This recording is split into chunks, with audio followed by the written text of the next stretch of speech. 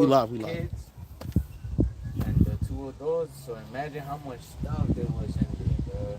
Yeah, oh Like yeah, that's boxes it's upon too. boxes upon You gotta think. boxes. You I gotta was think like, about it. It's like for every fuck. one person, it's one. Like, look, if you got 4 people living in an apartment, pretty much for every one person, it's one apartment. Yeah.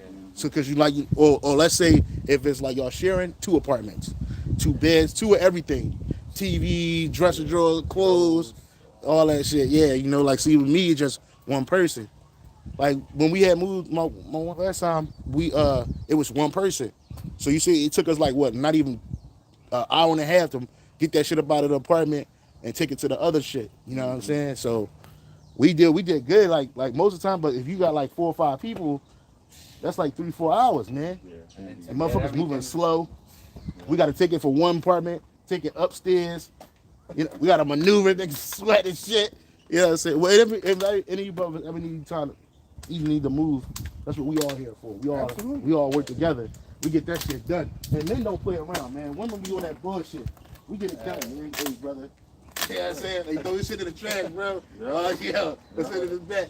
or they The hire a more hands, the fucking. better. Revelation 19 and 10. So, We're going to go in on Obadiah.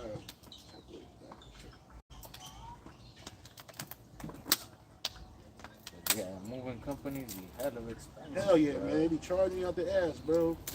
Like when I was in the army, they used to charge you for the boxes. No, they ain't charge you for the boxes. It was free. But they would charge the movement, the army for the boxes and shit. That's why, when they come in your crib, bro, they come in, you ain't even got to have your shit packed, bro. Your shit can look like it did yesterday. Before, like, anybody moved in and shit. And then they would. Yeah, they come up in that motherfucker, bro, with the paper, with the paper and the boxes, zip, zip, zip, zip. You can sit out the way. Don't even get in the way, man. So it behooves you to have your personal effects, like in order and shit. yeah. It can make it easier for you. Because what they do is they pack all that shit up in these big ass, long, big boxes. All about this shit to them. Even if you got a motorcycle, bro, they'll put that motherfucker in there like that. Because a motorcycle is considered household goods. Oh, sure. Yeah, motorcycle considered household goods and shit. So Yeah, every time I move, it's just been leave myself for now. that's the easiest way. Quick, fast, and in a hurry. That's the easiest way. Get it done. You know, I don't like all that outside shit all day and shit. You know what I mean? Couple of bins, a few bins, toiletries. But then you notice how much shit that you have in your crib that you don't need. Yeah. Oh yeah. He'd be like, man, what the fuck I need this for? I had all this shit in my crib. It was sitting right there. That's why I just put it in the case because people walk by. Oh, we both got a took that shit off. My bad. Nah, that's fine.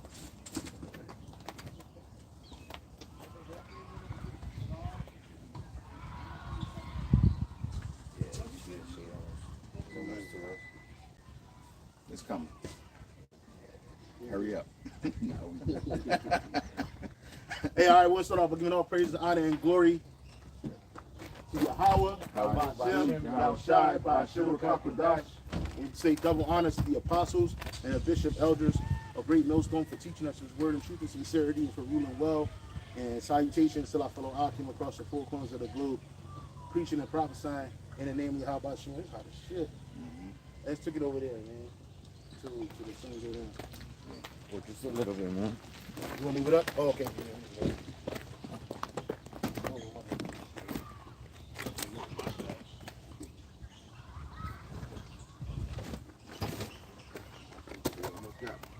Got me the last time, man.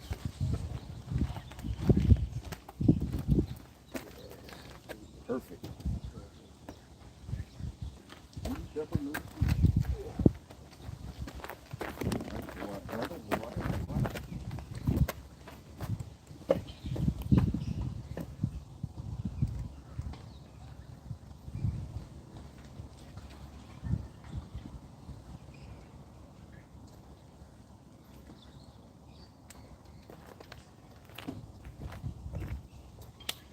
Yeah, we out here.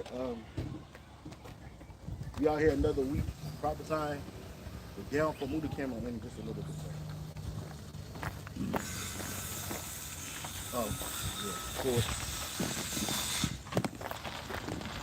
We're right about here with the tire. It's cool if it's a little cool.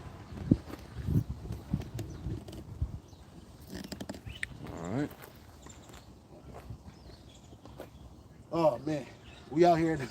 Man. It's been a long week, bro. Right, It's right. been hard as shit. A long, hard fucking week. It's Yep. one of those weeks, man. Yep. You know what I'm saying? I've been having too many totally easy agree. weeks, man. I guess this was coming. This was a long time I've coming. been falling over stuff in my crib. Yeah, man. Tripping over the rug. Satan, man. It's a battle, man. It's a spiritual battle. It's definitely a spiritual battle, but hey, we fit to fight it. Yep, that's You know right. what I'm saying? We That's fit right. to fight it, because if we wasn't, we wouldn't have this truth, man. That's And right. this truth is about prophesying, prophecy. We prophesying the truth of the downfall of this wicked kingdom, the kingdom of Edom. All right, America being Babylon the Great, known as in the Bible Babylon the Great, spiritually Sodom and Egypt, Assyria. You know, because what America is a composite kingdom. It brings together all the different kingdoms that we had to fight against. Hey, hit the button back there, brother. Get the kingdom sign with the the statue. Sorry, right here.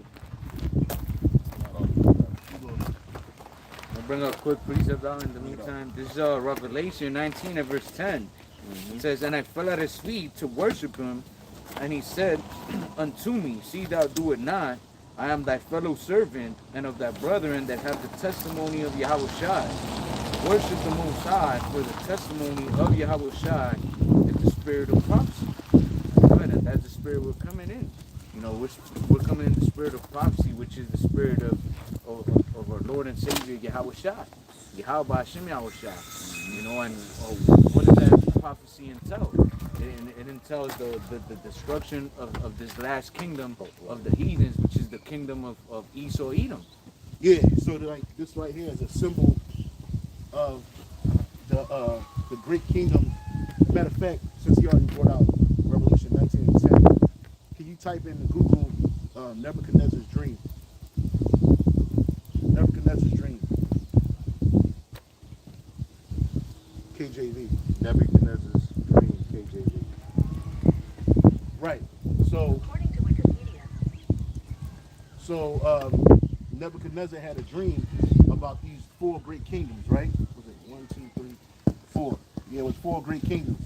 And you read about that also too in Daniel, the book of Daniel. Was it chapter 2? That's what it says here. Yeah, it's got one in Daniel chapter 2. Yeah, I think that's it. Daniel chapter 2. Where he had a dream.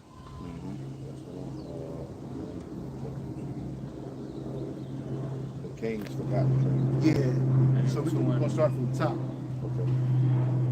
Because Daniel being Daniel 2 and 1. Right? Because this whole chapter speaks about four great kingdoms. And we're living in the fourth kingdom, in the second half of the fourth kingdom. Because what Daniel didn't know, Daniel didn't understand these kingdoms. You know, he got the vision, he wrote it down. He had to come back later through the spirit. He obviously he understands it now. So we're in that the whose womb was healed. Type that in, whose womb was healed. So these kingdoms were great at their particular height. So what America did, or the second leg of Rome, was it incorporated all the things that these other kingdoms did individually. And really what these kingdoms did individually was idolatry. You know, they all had their different forms. They took different forms of idolatry. In fact, all these kingdoms took a page out of Babylon, the Assyrian Babylon Empire, right? Which that was, even though it was a great empire, when you think about it, it didn't last as long as some of these other empires, but it was greater in its magnificence, right? But it still was idolatry. It still was wickedness, right? And that's what America is. America is all about idolatry and wickedness. And so this place is going to go the same way the other kingdoms went, including the former pagan Roman Empire. It was destroyed. You know, it got broken up. It wasn't as strong. It wasn't prominent. It wasn't as splendid. Even when Jake got it, it wasn't as splendid. It was fractured. But they were still doing pagan. And the Lord destroys these kingdoms. And he's going to destroy this kingdom, which is America. Before you get what you got.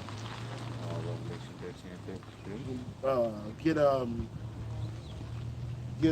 Read it. Just read it. Revelation chapter 13 and verse, I'll read verse 2. It says, "And the beast which I saw was like unto a leopard, and his feet were as the feet of a bear, and his mouth as the mouth of a lion, and the dragon gave him his power and his seat and great authority. And I saw one of his heads as it were wounded to death. That's the Roman Empire. That it was wounded, like it was like you thought that it was after it fell, it was done, but it was going to be healed. Go ahead. And his deadly wound was healed, and all the world wondered after the beast. Right, and that's what you got today. All the world. What is that word of the blueberry? All the world. These different nations. They're wondering after the beast system. And we're gonna get that word for wondered at. Then get world.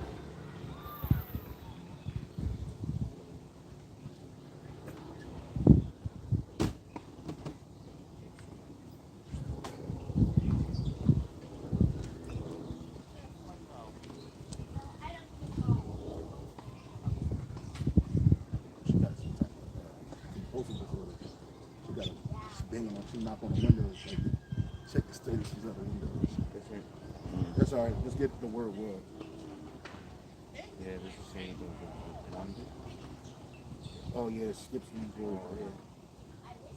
Yeah. What's that word for world there? Oh, the word for world, it's Gaia. Gaia. Yeah, it's like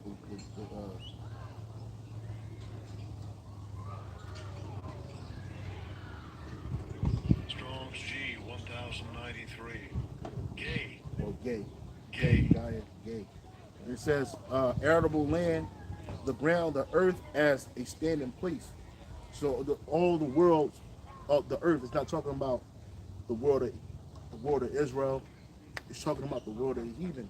They wondered after her. Look up the Greek. The definition for to wonder. Go back to the precept, brother, and read it. Hold on. Read what you got again.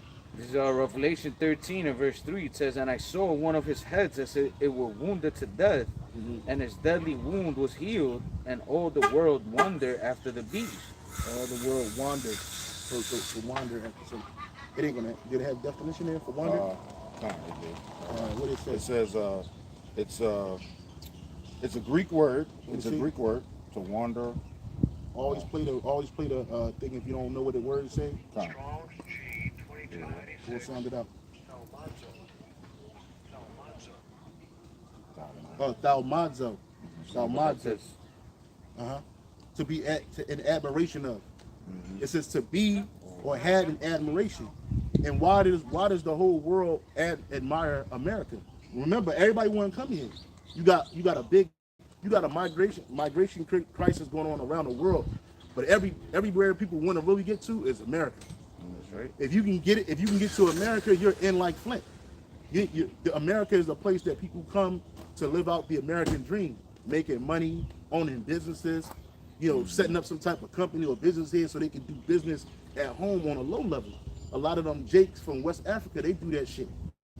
They know the market that they're catering to, so they'll come to America and they'll mark up the items that they're selling, the wares they're selling, and it sounds good. Oh, I have business in America. You could just have a fucking Airbnb.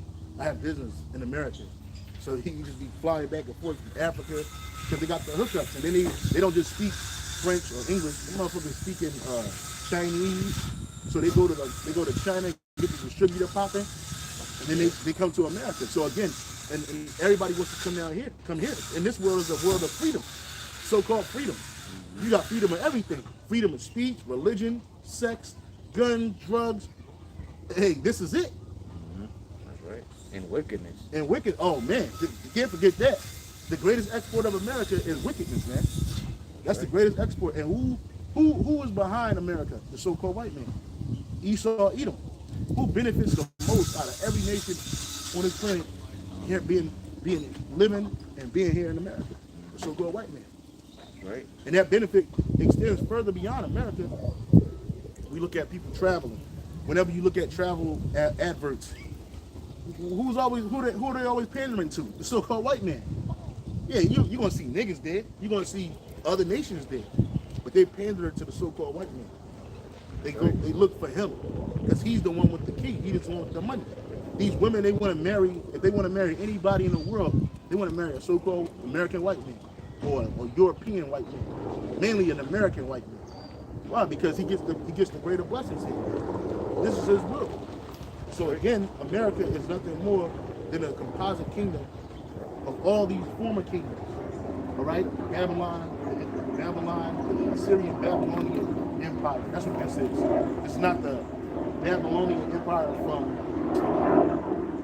from Nimrod's time, right? Then you had the Medo-Persian Empire. That was a joint empire with the Japhetic king with the Persian kings at a time. In the Persian Empire, the Persians got the greater portion of that empire. You know that was the what they call it, a griffin. It was the lion with the wings. Yeah, you know the head of a man. Then which they're two great kings. Well, they three great kings. You had Cyrus the Great, and then you had Darius the Mede. And Daniel, he lived on that time. So let's go. We're gonna read Daniel chapter 2. Start at 1. And in Daniel 2, it tells you how, you know, the iron, the different metals represents the harshness of each kingdom. Oh, we're gonna get to it. We're gonna get to it. So, yeah, we living in. I'm sorry. In the hardest one. Hey, that's what the one that has the hardest oppression. And it's the cheapest one out of all of them shits, man. Because gold represents splendor, Yeah. right? Wealth. They don't talk about the Assyrian Babylonian kingdom too much. But that place was way better than this shit. It was way, like, you think it was wicked? In fact, it was bigger. Because during that time, they said that during the time of the Assyrian Babylonian, we had states. Now they were called provinces back then. They had like over 127 of them motherfuckers. Bro. America only got 50. And look all the shit that it's doing over here. You know what I'm saying? America had 50. Then you had the silver, which represented the Medo-Persian Empire. It was good, but it wasn't as good as the previous one had taken over. And in fact, this kingdom swallowed up this kingdom. It swallowed up its provinces. It took control, and they didn't have to do it via war. It was a surgical strike. It was overnight. This man, it got the Babylonian Empire fell through Nebuchadnezzar's grandson. I think it was his grandson. He was just weak. There's a saying, hard times make weak men or something like that. Hard times make strong men. Mm-hmm. Strong men make good times, and good times make weak men. Yeah.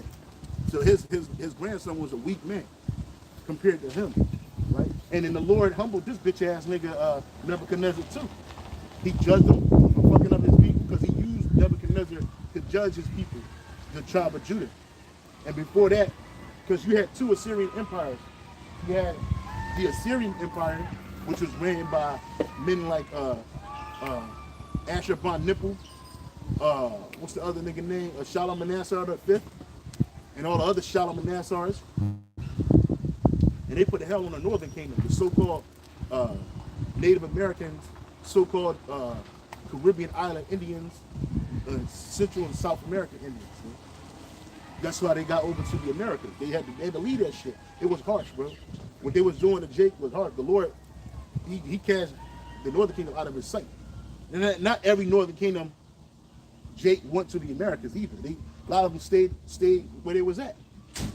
And a lot of Jake stayed amongst Judah, right? So then they swallowed them up and they took everything that they had. Then the Greek Empire, and this is the first time that Esau Edom would rule the known world via Alexander the Greek. You call him Alexander the Greek, right?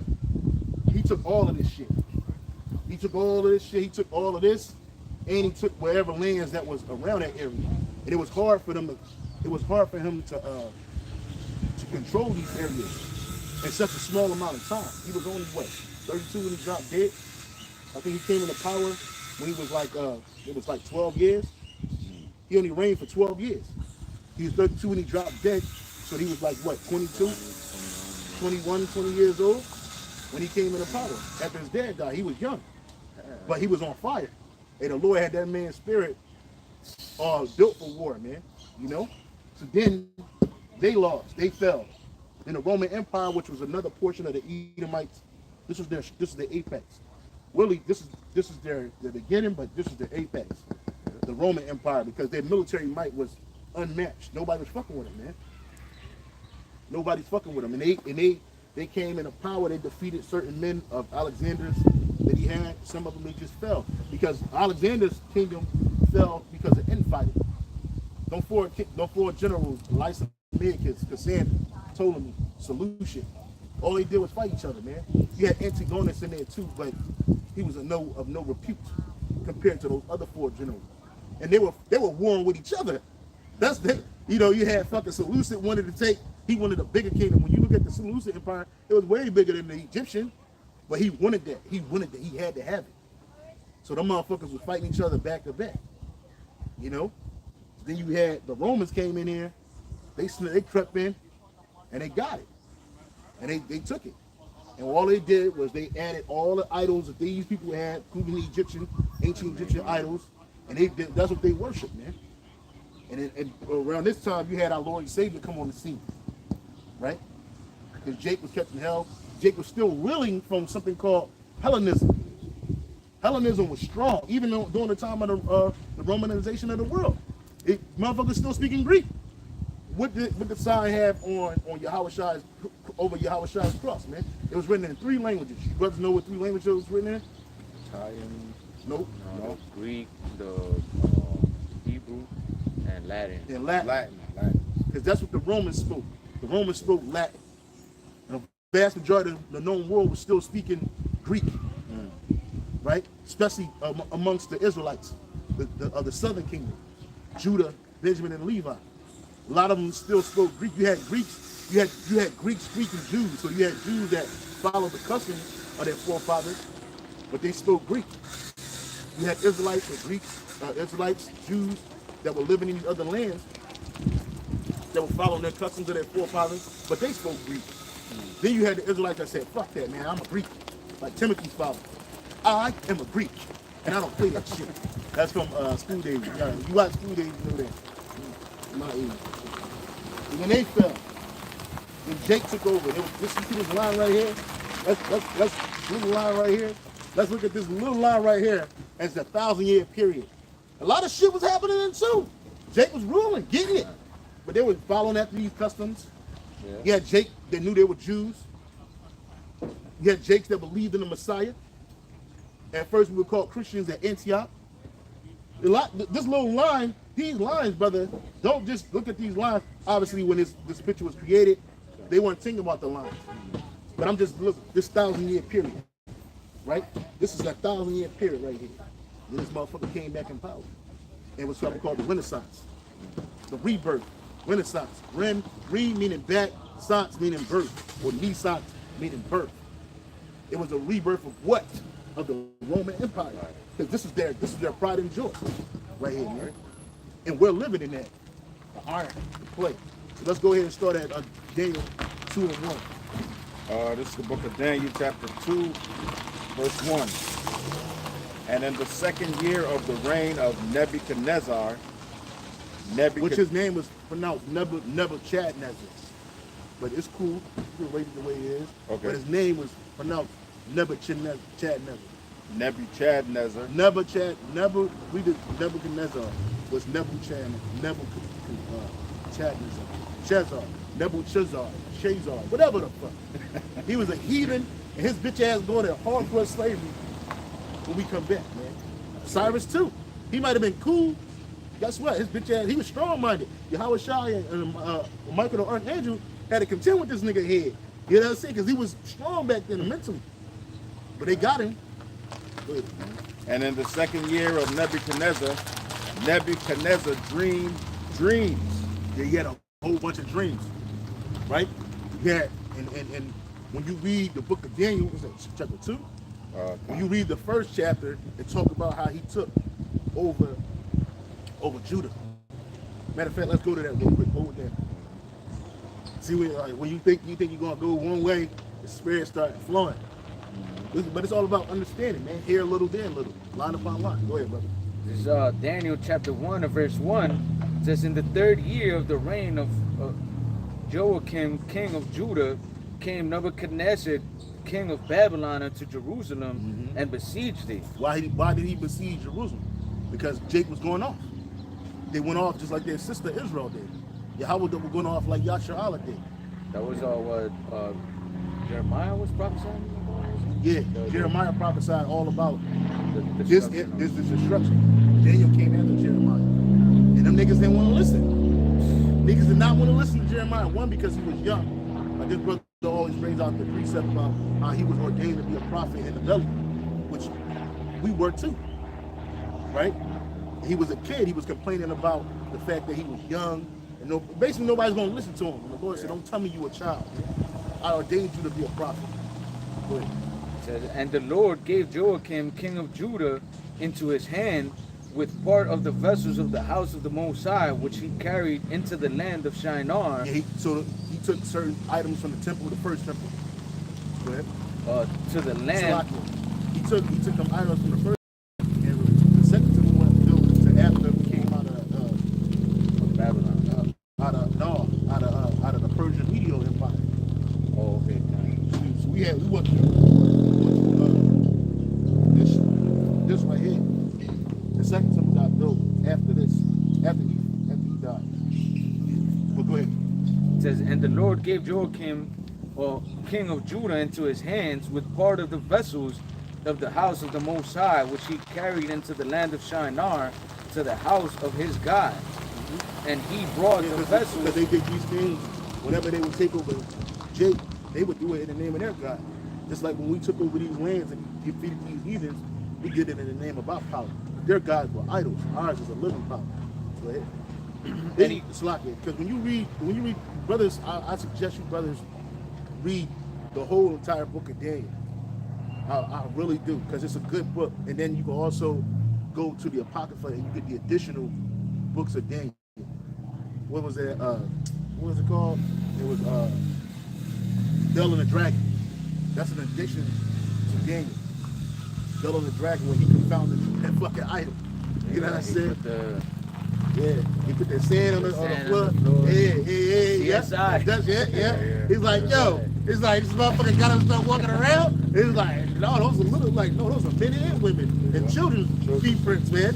You know what I'm saying? He's like, man, that motherfucking Bell wasn't eating shit. It was them fucking people, man. They had a trap door. The motherfuckers would come up. It's just like these Christian churches today. They're that trap door. They're Bell and the Dragon. Here it is. You think you're giving money to the Most High, talking about you tithing, because that's the only law these Christian churches follow, is the so-called law of tithing, because that enriches them. And they think that, oh, you're going to get a blessing. You ain't getting no fucking blessing. That motherfucker taking that money, he going through the back at nighttime with shit in their back. After the sermon is over, they back there counting the money up, you know, and he making sure that the motherfuckers in the back ain't stealing shit either. They want an accurate count of the money. And where does the money go to? It's always going through the church fund, the building fund. I seen some video in Colombia, bro. The fucking pastor, I think he was a Catholic church. The motherfucker, they caught him in the back on video sniffing coke and shit. Yeah, I was they like, yo, these motherfuckers, bro. But he a man That of the shit is Lord. not That nigga- cheap out there. Yeah, that nigga. Anyway. That nigga had coke. Expensive. The powder gun? Yeah. Nah, bro, that shit expensive.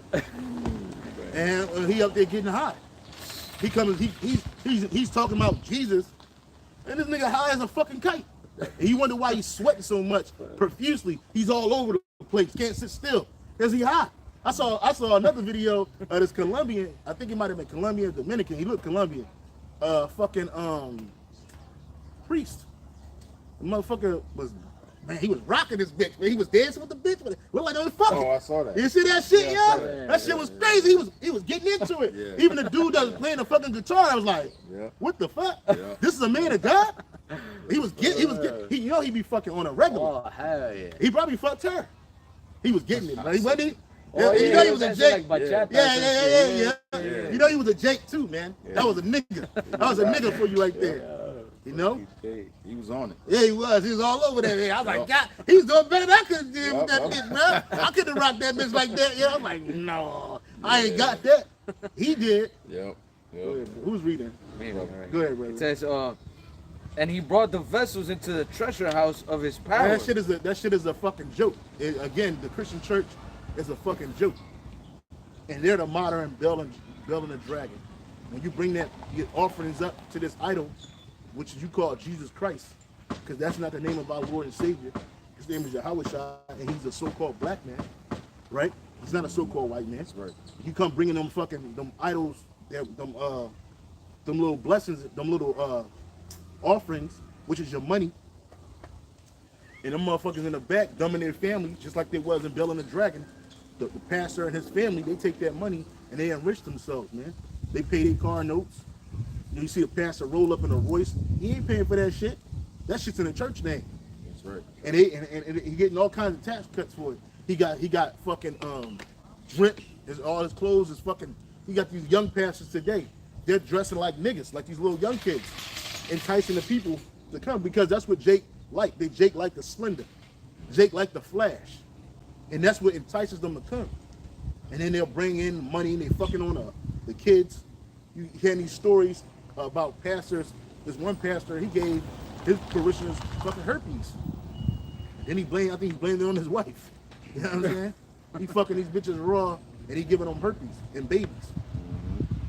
You had something?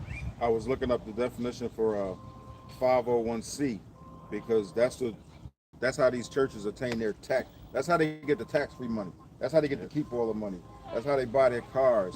That's how they enrich themselves. Yeah, That's a contract with Esau, pretty much. It You know? is. not to tell the truth. That's right. Yeah, It's so a you binding know. agreement. That's And it's not just for churches. It's for so-called these non-profit organizations.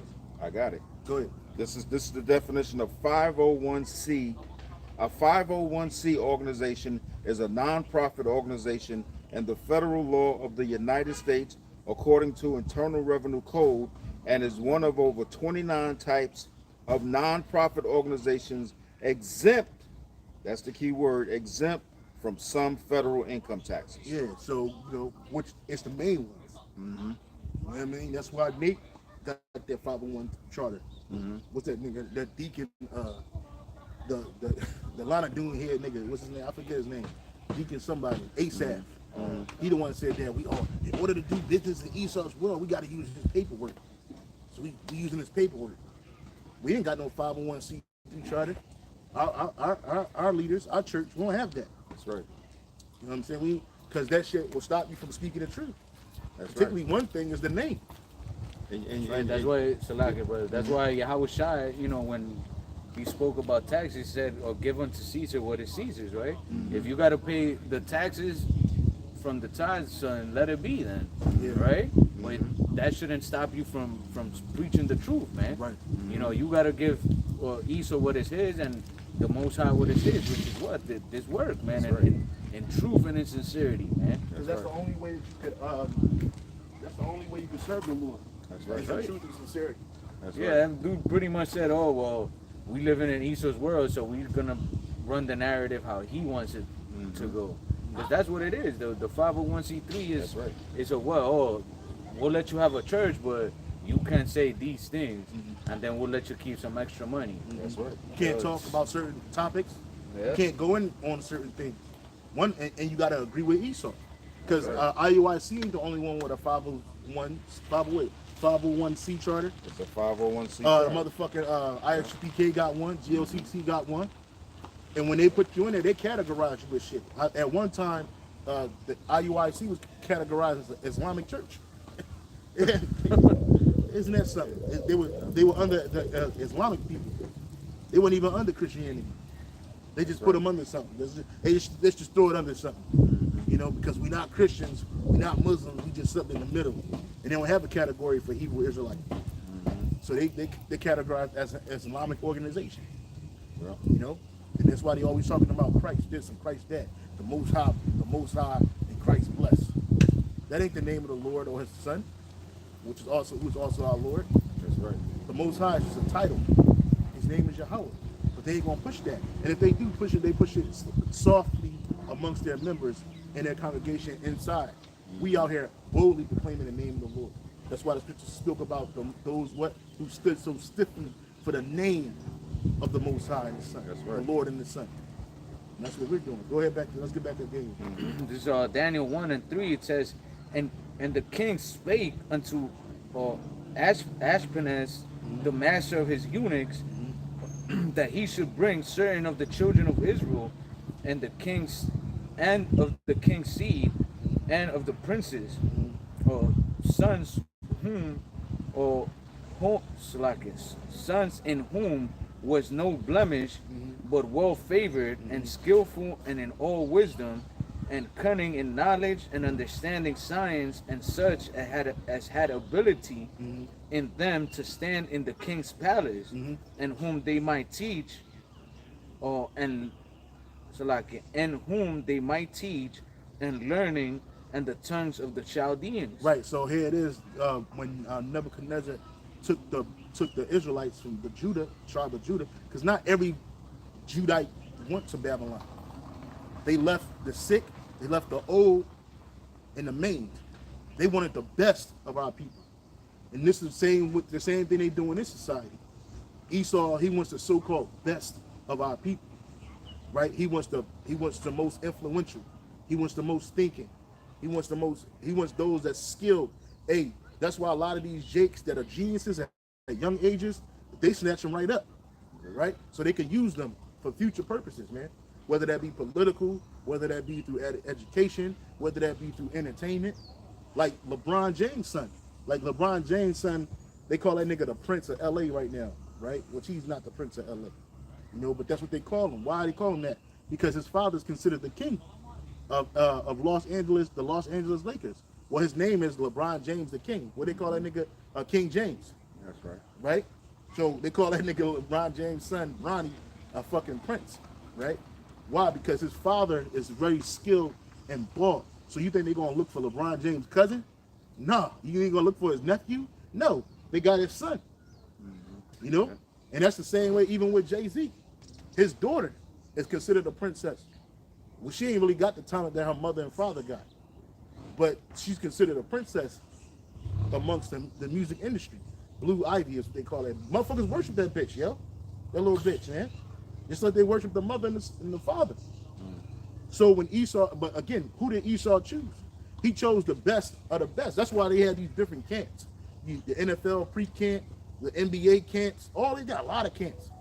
Now Esau Edom, he'll pay, a couple $100,000 for each head for his sons and daughters, mainly his sons, to go watch Michael Jordan run up and down the court in a private session and grab a free pair of J's and shit, right? He'll do that, but they do that shit just so they can just look at the nigga. But Jordan also got other camps where they call it McDonald's got a camp, McDonald's basketball camp, and that's what they're doing is they're siphoning the basketball prodigies. Yep. You know what I'm saying? And the NBA don't take just anybody. They want the best. So you might think this nigga's a bum. We cuss this nigga out because he missed a three, but he's really the best. That dude right there could take a fucking Goop team like the nigga Stephon Marbury. His skills started to wane in the NBA. Nigga went to the fucking Chinese league, man, and he's like Michael Jordan over there. He is. They got a special on Netflix. He won like 3 or 4 titles. Yeah, he's big over there, in yo. the NBA, he was trash. Yeah. He was garbage. Yeah. He started to become garbage. Yeah. Because he wasn't playing at the highest level. That's right. So when Esau went Jake, he went the highest level. That's why real quick, not many noble. You know what I'm saying? The Lord don't choose not many nobles in this society. He chooses his men. And normally his men always come lowly, meek, poor, downtrodden. The ones that you don't expect. Because none of us are, and we all got skills. This brother could have been an expert carpenter. You know what I'm saying? This brother could have been an expert manager of people, especially when it comes to security measures and guards and shit. And I was also, well, you brothers don't know this because this was way back in the day. This dude I used to play basketball with, when I was younger, and he swears I could have made the NBA. Now I didn't think of myself that way, but he was like, man, you should have went to the NBA, and I'm like, what is this nigga doing? But he said, man, when we used to play younger, you had game. Yeah, Jake had the skills. Yeah, but But Jake ain't got the height though. You know what I'm saying? Oh, back you gotta then. have that fucking height. Well, in fact, you didn't need height. Yeah, that nigga Spud Webb. That That's nigga right. Spud Webb was a That's right. beast. That's a What's beast. the other nigga, Muggsy Bogues, man? That's right. But they ain't let even Isaiah Thomas. Not Isaiah, the old one. He was short too, but he was like 6 something. Even the But other one. I'm talking about the newer one, the new IT. Yeah. He was good, but He his was good. height. Yep. He was like he's still mad that they kicked him out. His skills But declined too. his skills declined somewhat, but he was still good. He's still nice. Oh yeah. But oh yeah. that height, man, they Yeah. want a specific height. That the NBA used to have people that was 5 foot back in the day. Oh yeah. You know, everybody wasn't a fucking tree. No. You know, those trees was few and far in between. That's why people like Wilt the Still. What's that nigga Kareem Abdul-Jabbar? Kareem. What's his name? I forget his original name and shit. He changed it to Kareem Abdul-Jabbar. Yeah. But it was people like them. They were anomalies, man. You had that man George Gervin. It wasn't a whole bunch of them tall nigga, lanky That's niggas. right. If A you lot could of them play, you came. could play. Yeah, if you could play, you could play. And they just wanted you on the team. What's the other nigga name that won all them championships with the Celtics? Bill Russell. Bob Cousy. Bob Coop. Well, I think he was like he's a Jake, but he was a black dude, wasn't he? He was. A He, white well, he dude. looked like a white. He like a dude, white but dude. I think he was He's a a Jake. Jake. the He way could have been. played. But they was tall though. These dudes, but they were known. Those guys were few and far in between. Yeah. But then the NBA said, no, we need more tall dudes like Yeah. that. Yeah. So what do? They pick the tallest, most athletic. You got to have everything, bro. Yeah. You got to have God-given talent. You got to have God-given height. Well-rounded. You got to be well-rounded. You got to be well-rounded in that kind for that physique in that sport. Yeah. But just because you tall don't mean you're gonna make it like that nigga Taco. This Jake, he's like 7 feet tall. The last name was Taco and shit. They call him Taco, but everybody call him Taco. Wow. He's out of the league, man. He was a phenomenon when he first came in, but then he just sucked because all he really had was the height. He didn't really have a game. Manute Bol. I'm about to say that fucking fullest thing. Manute Bol. He had the height, but he ain't had a game. He had a game. And then that kind of game, it tear your body up. So his knees got fucked up Yes. in the beginning. It's like he was in the league for a while, but it was just that height that he had on He him. was awkward as hell. His son played ball too, though. I Yeah. think he played for Orlando. But let's go back to where we was at. Go back to what you got. 1 Corinthians 1:26. For ye see your calling, brethren, how that not many wise men after the flesh, not many mighty, not many noble are called. Right. Yeah, that's why. Keep reading. It says, but the Most High hath chosen the foolish things of the world to confound the wise. What is it in the NLT? In NLT, instead, the Most High chose things the world considers foolish in order to shame those who think they are wise. Right. So here it is. Nebuchadnezzar, he was choosing men after the flesh. He wasn't really choosing men after the spirit, which Daniel was a man after the spirit, but the Lord made him that way. And his brothers, Shadrach, Meshach, That's and right. Abednego. I forget their original names. I know one was called, I think his name was something, one was called Azariah or something like that. Point of the matter is, these kings of the world, of the flesh, they choose things of the flesh. They wanted the best thing, like that nigga Neil deGrasse Tyson would be considered like a man that was good at science. You know what I'm saying? So let's get him. His thinking is way higher. Nebuchadnezzar wasn't grabbing no broke, lowly minded nigga. He wanted the best for his court, and everybody else just wanted the slavery. They wanted the harsher captivity. But the Most High chooses the lowly things, man, to confound the things that are wise in this world, which would be us.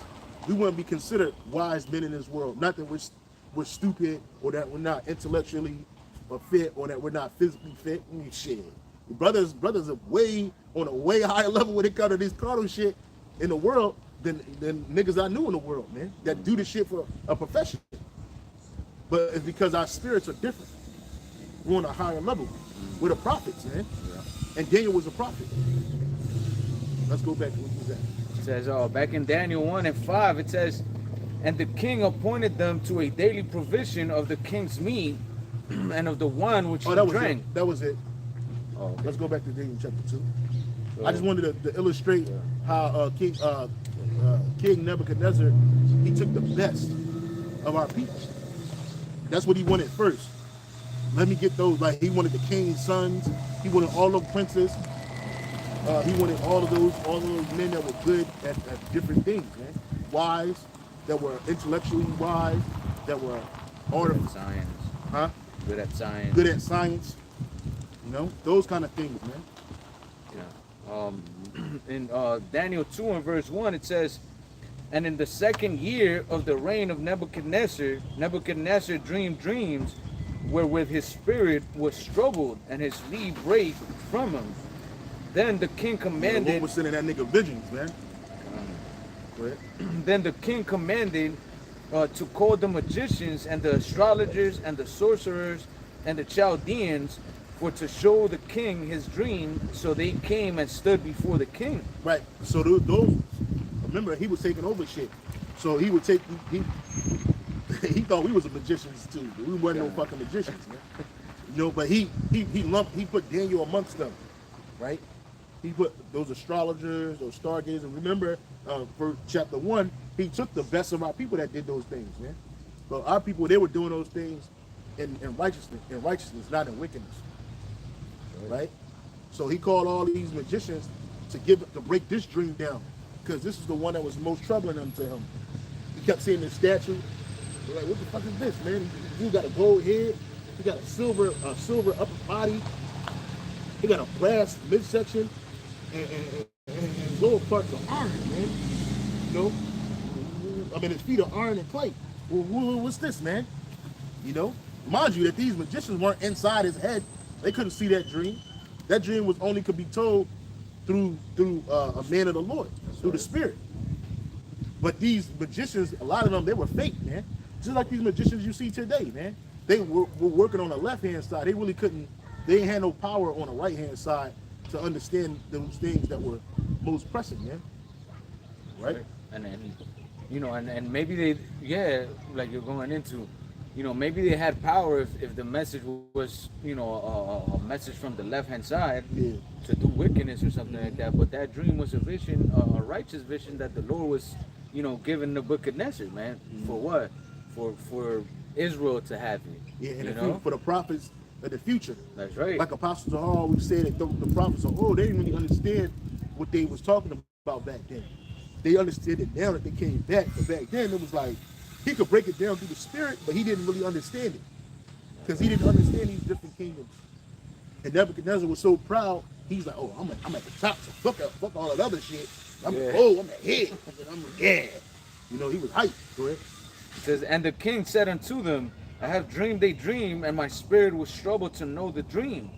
Then spake the Chaldeans to the king in Sirach, O king, live forever. Yeah, so, they come. The first thing they do is start dicking you.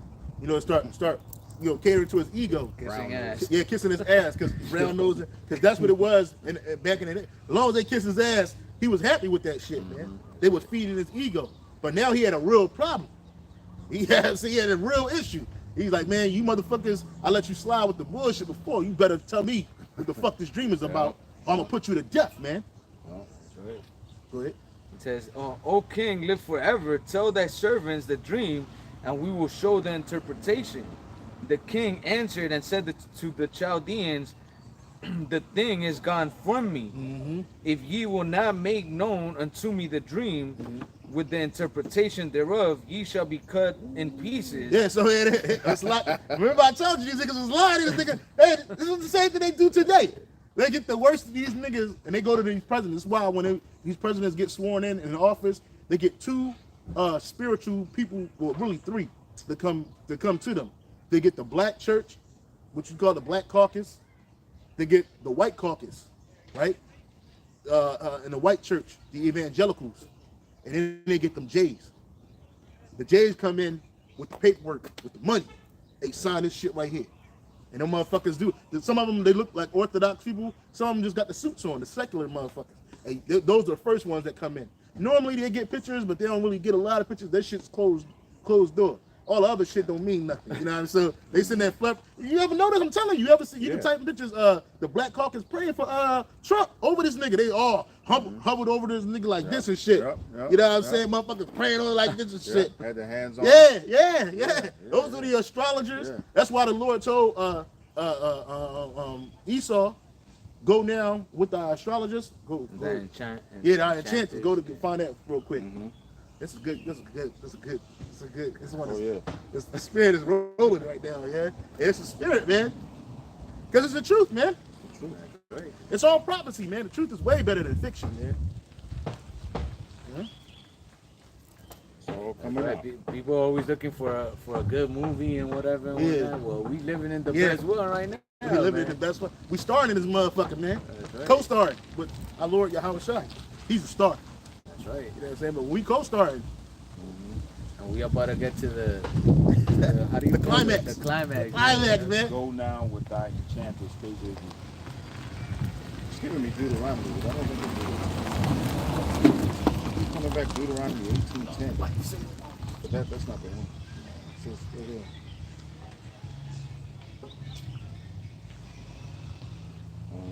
Go now with. Let me show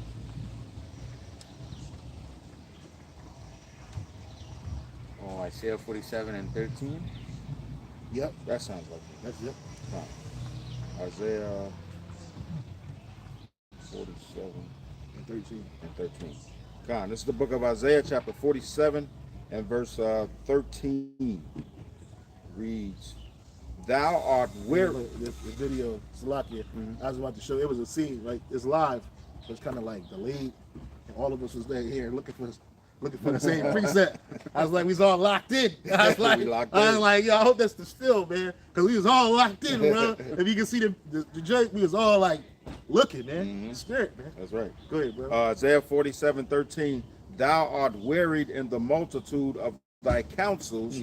Let now the astrologers, the stargazers, the monthly prognosticators stand up and save thee from these things that shall come upon thee. Because that's what these astrologers, those black warlocks and witches, those Edomite warlocks and witches, and those small head warlocks, they come together with this king, and they advise him. Even during the time of Ronald Reagan, Nancy Reagan, she was a known witch, and she kept an astrologer on deck. She kept a psychic on deck. She kept one of those prognosticators on deck because she believed in that. Here it is. Her husband was the same man that declared 1983 to be the year of the Bible, but they did everything against the Bible. You know what I'm saying? So the Lord telling this devil, go down with all of them and see if they're gonna deliver from my hand. You know? What is it in the NLT? And the NLT gives There it is. There it is. Yeah. Isaiah 47:13, NLT. All the advice you receive has made you tired. Where are all your astrologers, Yeah. those stargazers who make predictions each month? Let them stand up and save you from what the future holds. Right, because these witches and warlocks, they're not going to be able to save Esau from the things that are coming. And only a super high level warlock like Noel Harari, he's a high level warlock, witch warlock, right? And he advises the Rothschilds. He advises them at the big table.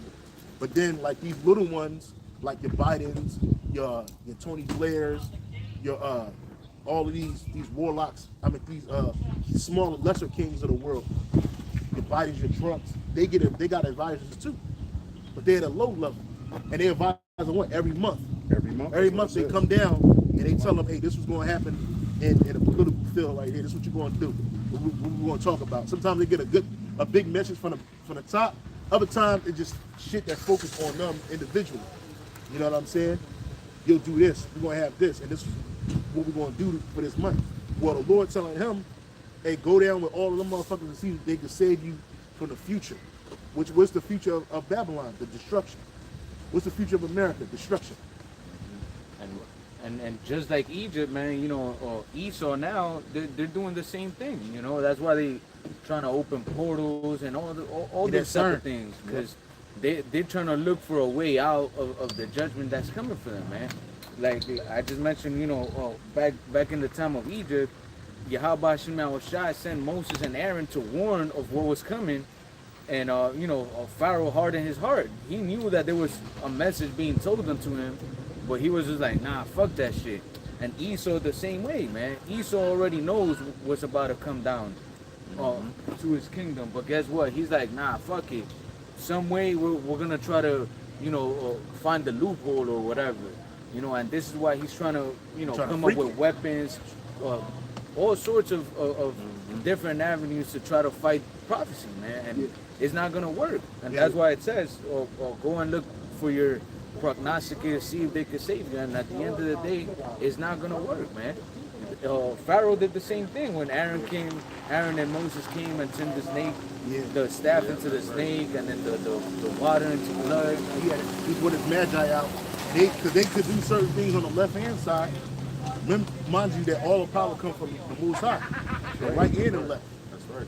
So they could do certain things too. But what did Moses' snake do? End up swallowing up theirs, showing you that the right hand is more powerful than the left. That's right. That's right. And it goes back to Proverbs 20:24. Man's goings are of the Lord Yahweh Bashem Shai. That's right. You can control the narrative, Esau. That's right. Like the scriptures say, the judgment is already written, man. So you can't do nothing about it. You could try to change it, but at the end of the day, the Lord's putting it in your mind to do whatever it is that you're doing, man. That's right. Back in Daniel 2 and verse 5, it says, the king answered and said to the Chaldeans, the thing is gone from me. If you will not make known unto me the dream with the interpretation thereof, ye shall be cut in pieces, and your houses shall be made a dunghill. Yeah. But if you show me the dream, So he basically threatened them. He threatened their life, man, and their wealth, because those high positions, they didn't just bring a high status; they brought a better life.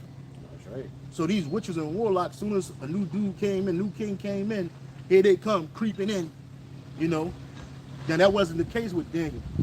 He was a prophet, but he was brought in a group with all the rest of the Jews from Judea, right? Right. So they put him in the same lump, and he always had problems with them motherfuckers too. One, because he received a greater blessing, they were jealous of that. Then when he didn't praise the idols, they were jealous of that. And even during the time, I think it might have been Cyrus, one of them. I think it might have been Cyrus. They were jealous at him with the killing them idols, Bel and the dragon, the Bel and the dragon idols. And they had him thrown. He got thrown. You know how many times he got thrown into the lion's den? You know how many times? I know it was more than once. Yeah, it was like 2 times. 2 times. It was during the time of I think Nebuchadnezzar. One Nebuchadnezzar, And then one time under Cyrus, or one of those kings. Might have been, I think it was Darius, but it was under one of those kings. I think it was under Darius. He got thrown in there, but he was delivered both times. Both times, yeah. The one time, Habakkuk, the Lord had the angel teleport Habakkuk to feed him. You know what I'm saying? So yeah, Daniel went through a lot of shit, man. Again, you gotta read the book of Daniel, man. It's a heavy book, man. I love it. I gotta read it again. Read it again, man. Go ahead, bro. Yeah. It says, but if you show the dream and the interpretation thereof, ye shall receive of me gifts and rewards and great honor. Therefore show me the dream and the interpretation thereof. Now, mind you, if they had if the Magi would have been able to give them that. First of all, here it is. They were used to, when you give somebody, a lot of times the con man, he need a little bit of information on the person he's conning and shit. So that worked for a while for those Magi. I mean, for them people, them witches, them warlocks, right? It worked for a while. But then he was like, fuck no, I ain't telling you this shit. Hey, you should already know. Now, the only way you're going to know is if the Most High give you understanding. And the left-hand side wasn't giving them that understanding. So they were scared. They were shook. You know what I'm saying? He was like, look, man, but if you do tell me what's going, what this dream is about, you tell me what it's about, then I'm gonna reward you and give you all these things. Right? Now, they was going to jump at that. Oh, yeah, he going to give us all this shit. But let's see what Daniel did. Because Daniel was a man of integrity. Go ahead, bro. Verse 7. Well, they answered again and said, let the king tell his servants the dream, and we will show the interpretation of it. Yeah, so they needed the dream to... you see that? Come up with some bullshit. Look at that bullshit.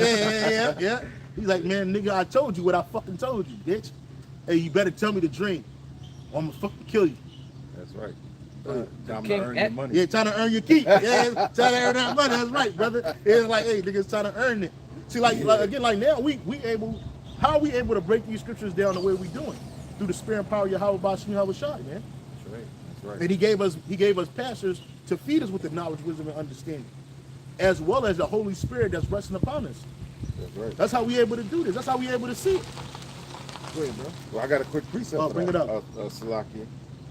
Wisdom of Solomon, chapter 9, in the Apocrypha, right? Mhm. Wisdom of Solomon, chapter 9, and verse 17. And thy counsel who hath known, except thou give wisdom and send thy Holy Spirit from above. There it is. There it is. That's right how there. we able to give this That's wisdom. It's because it was sent from the Holy Spirit of above. That's The right. Holy Spirit of above. We was all ordained, we were all called, Lord willing, we're chosen, Lord willing. right, to do this work. Right? We didn't know, none of us went to no Bible school. None of us went to no so-called theologian school. And which you ain't gonna learn none of this in neither one of those places. That's right. Right? The Spirit of the Lord had to be dealing with this, man. And that's such a I have to say this. That's such a beautiful feeling when you're reading a precept and you get that understanding and you know it had to come from the Lord. Yeah. Priceless, man. It's priceless. It's priceless. That's right. You know? It says, the king answered and said, I know of certainty that ye would again, Salakia. Let me read that again. They It get a little says, excited. That's all good, the brother. king answered and said, I know of certainty that ye would gain the time because ye see the thing is gone from me. Yeah. But if ye, read that in the NLT. it It says, done that. the king replied, I know what you are doing. You're stalling. Yeah, He got I it. told He you, got man. it. I told them niggas was bullshit Yeah. artists, man. That's all them niggas Yeah, were. he got Bullshit it. artists, bro. He's like, y'all niggas stalling, man. You trying to play it out, nigga. No, nigga. Yeah. I told you what I told you, Yeah. bro. Yeah. Hey, that's how you know them idols was no good, man. No good. If it wasn't for Yahweh Shalom Shah setting his prophets down there, man, the motherfuckers want to know shit, yo. Go ahead, bro. Read it again. I know that you are, I know what you are doing. You are stalling for time because you know I am serious when I say, if you don't tell me the dream, you are doomed. So you have to conspire, Salaki. So you have conspired to tell me lies, Yeah. hoping I will change my mind. Yeah. But tell me the dream, and then I'll know that you can tell me what it means. Yeah, so he basically said, tell me the dream, then I know that you really got this power that you claim that you have, you really got. Because really, they really don't have no power. And the scripture says the knowledge of wickedness is not wisdom. Right? It's not wisdom. Right? You've been robbing him the whole time. And that's what these people doing. That's why even like there's a video of that nigga T.D. Jakes. They had this nigga on TV, and this nigga talking about pray for America. If you was a real prophet of the Lord, if you was a real man of the Most High, you wouldn't be saying don't pray for this fucking America, nigga. You know what I'm saying? You pray for the destruction, nigga. That's what you be praying for. But this nigga sitting up there bullshitting. Because you basically telling them motherfuckers what they want to hear, feeding their fucking ego. But it's gonna come a point where these kings, they're gonna want the truth. Hey, what the fuck is happening? Because it's gonna come a time where all the hell breaking loose. They're like, look, man, what the fuck is happening? But them prognosticators, they ain't gonna be able to stand. And they're gonna lose, they're gonna be showed that they were nothing but liars, man. Bullshit artists, man. And then that's when they're gonna come for us. The real prophets, man. But we ain't gonna prophesy no peace for you. Ain't no peace to the wicked. We're gonna tell you like we've been telling you from day one. The truth, nigga. America's finished, nigga. You are done. Look you at our could do, videos. Yeah, you could do what you could do. And he already got the videos in the catalog, the videos. but they're gonna win us. They're gonna win us. And that's why the Lord said in that day, hey, take no thought. Find out what you gonna say in that day. Because it's gonna be a time where we're gonna be grabbed up. You know, they're gonna grab up the real prophets, man. They're gonna grab everybody up, but they're gonna siphon like who the real ones, man. What them great millstone men at? What those men that believe in Yahweh Bashim Yahweh Shai? Give me them. And they're gonna bring each and every last one of us. Then we might be together, we might not be. You know what I'm saying? We might be in a little room somewhere by ourselves and shit. Because that's what they do. They don't put everybody together. They'll grab you up individually, man. And they want to. There's a scripture that says they're gonna try to torture us to see what's that? Wisdom of Solomon chapter 2. Real quick, go to that one. They're gonna try to torture us and show us now if God is with him. forget the name of that scripture, man. Yeah, I remember. I was watching a video, one of Apostle Tahar's videos, Apostle Street Ministry, and he was going into saying how when that famine of the word comes, and I never forgot when he said this. He said that's when he gonna say goodbye to a lot of brothers because he don't know when we're gonna see each other again. Well, he didn't say that. Somebody had a dream. When that was that what it Somebody was? had a dream. He didn't say that. Okay. Some Okay. dude I had a take it back. dream. Okay. No, don't even mention that. Okay. I'm Yeah. gonna speak on that. Oh. Okay. So That's all right. Ain't your fault. Okay. Hold on. Let me look this scripture up real quick. I think it's Yeah, it wasn't Solomon 2. Yeah, it's chapter 2. He got it. Go ahead. Oh, okay. Fine. Hold what you got. Yeah. 2 and 19. Right, Oh, yeah. 18. Wisdom of Solomon. Hold on, brother. The one I wanted you to get is the one where it said, take no thought, therefore take no thought. You're going to read up. Yeah, you started at 30, but the point's in 31. Fine. Go ahead, read up. Wisdom of Solomon 2 and verse 17. Let us see if his words be true. Let's start at 16. Uh, So it was like he's not far away. He's not far. Yeah. This is Wisdom of Solomon 2 and verse 15. It says, he is grievous unto us, even to behold, for his life is not like other men's. Yeah. His ways are of another fashion. Yeah, and our ways that are of another fashion are righteous. Our life is not like these wicked niggas out here. You know, we might be in the same. We obviously be in the same environment. You know, we're in the same habitat, but our life is different than what these niggas in the world live. So it's contrary to them. So they got beef with us. Go ahead. We are esteemed of him as counterfeits. Yeah, we are esteemed of him as counterfeits. These idols, these idol worshiping demons, these fake pastors, preachers, even these fake Israelite leaders, man. They're gonna band together with Esau. These warlocks and witches, they're gonna come out. Hey, he's something about him is different. I'll give a quick story. When I was a child, I was like, I might have been like 11 or 12. I think I was like 11 or 12. Anyway, long story short, we had a substitute teacher at my school, and I always think about this, and I hope that I remember it so I can ask the Lord for some understanding about it. But long story short, we had a substitute teacher, and she was a witch. She was a so-called psychic, right? And then for some odd reason, instead of teaching us the lesson of the day, this bitch lined us all up and started reading our palms and shit, right? So she's reading everybody's palm and shit, and I'm simple. I didn't know. I'm none the wiser, you know. But it was my first encounter with one, and she read everybody's shit. And then the bitch took my hand. She took my right hand. I remember she took this hand right here, and she took it, and she looked at it, and threw it away and jumped. She jumped back. She got scared. And then I'm like, what the fuck? You know what I'm saying? First of all, I was like, what, because I'm black? You know what I'm saying? I'm looking at my hand thinking it's dirty and shit. I'm like this, trying to wipe the dirt off my hand and shit. But she was scared. I'll never forget it. And she was our substitute teacher for 2 days in a row. So anyway, she looked at my hand and threw it back like this. And then she took it again. And then she was like, oh, you're just gonna do this? You're gonna work with planes, you're gonna go to the military and work with planes. I was like, what? Because to me, she was telling everybody else some cool shit. Yeah, to me, she was like, ugh, like, what the fuck? But I don't know. I believe, you know, I'm just a man, but I believe she's seeing something in the future. She probably seen the power of GMSHAWAII. Like that witch from Endor, she got scared when Samuel came back. Oh, yeah. I'm not saying I'm special. I ain't saying don't take that shit. I don't fuck around with the fucking witches and warlocks on the left-hand side. I'm just telling you my experience as a child. Because I didn't know no better. That's right. You know what I'm saying? So this demon, she's in our school, siphoning and looking at the children, putting spells on children, demons on children, and she couldn't handle all these jakes. So she was a Edomite. She couldn't handle all these jakes. She had to do something to keep Jake in line. So she said, "Fuck it, I'll use my witch powers. I'll read these children's hands." And she touched my hand, and the bitch got scared, bro. And she was the whole time, both days. She was trying to keep away from me. I had to run this bitch down to try to get this bitch to read my hand and shit. I ain't know though. I was like, cause I wanted what other kids had. I'm like, what the fuck? But the bitch didn't want to fuck with me, man. And it was the reason why. I believe that because of this. She might have seen some shit in the future that scared the shit out of her. Like, oh, let me leave this little nigga alone, man. You know? Jeremiah 1:5. Yeah. So I'm praying. Every day that I'm part of the elect, man.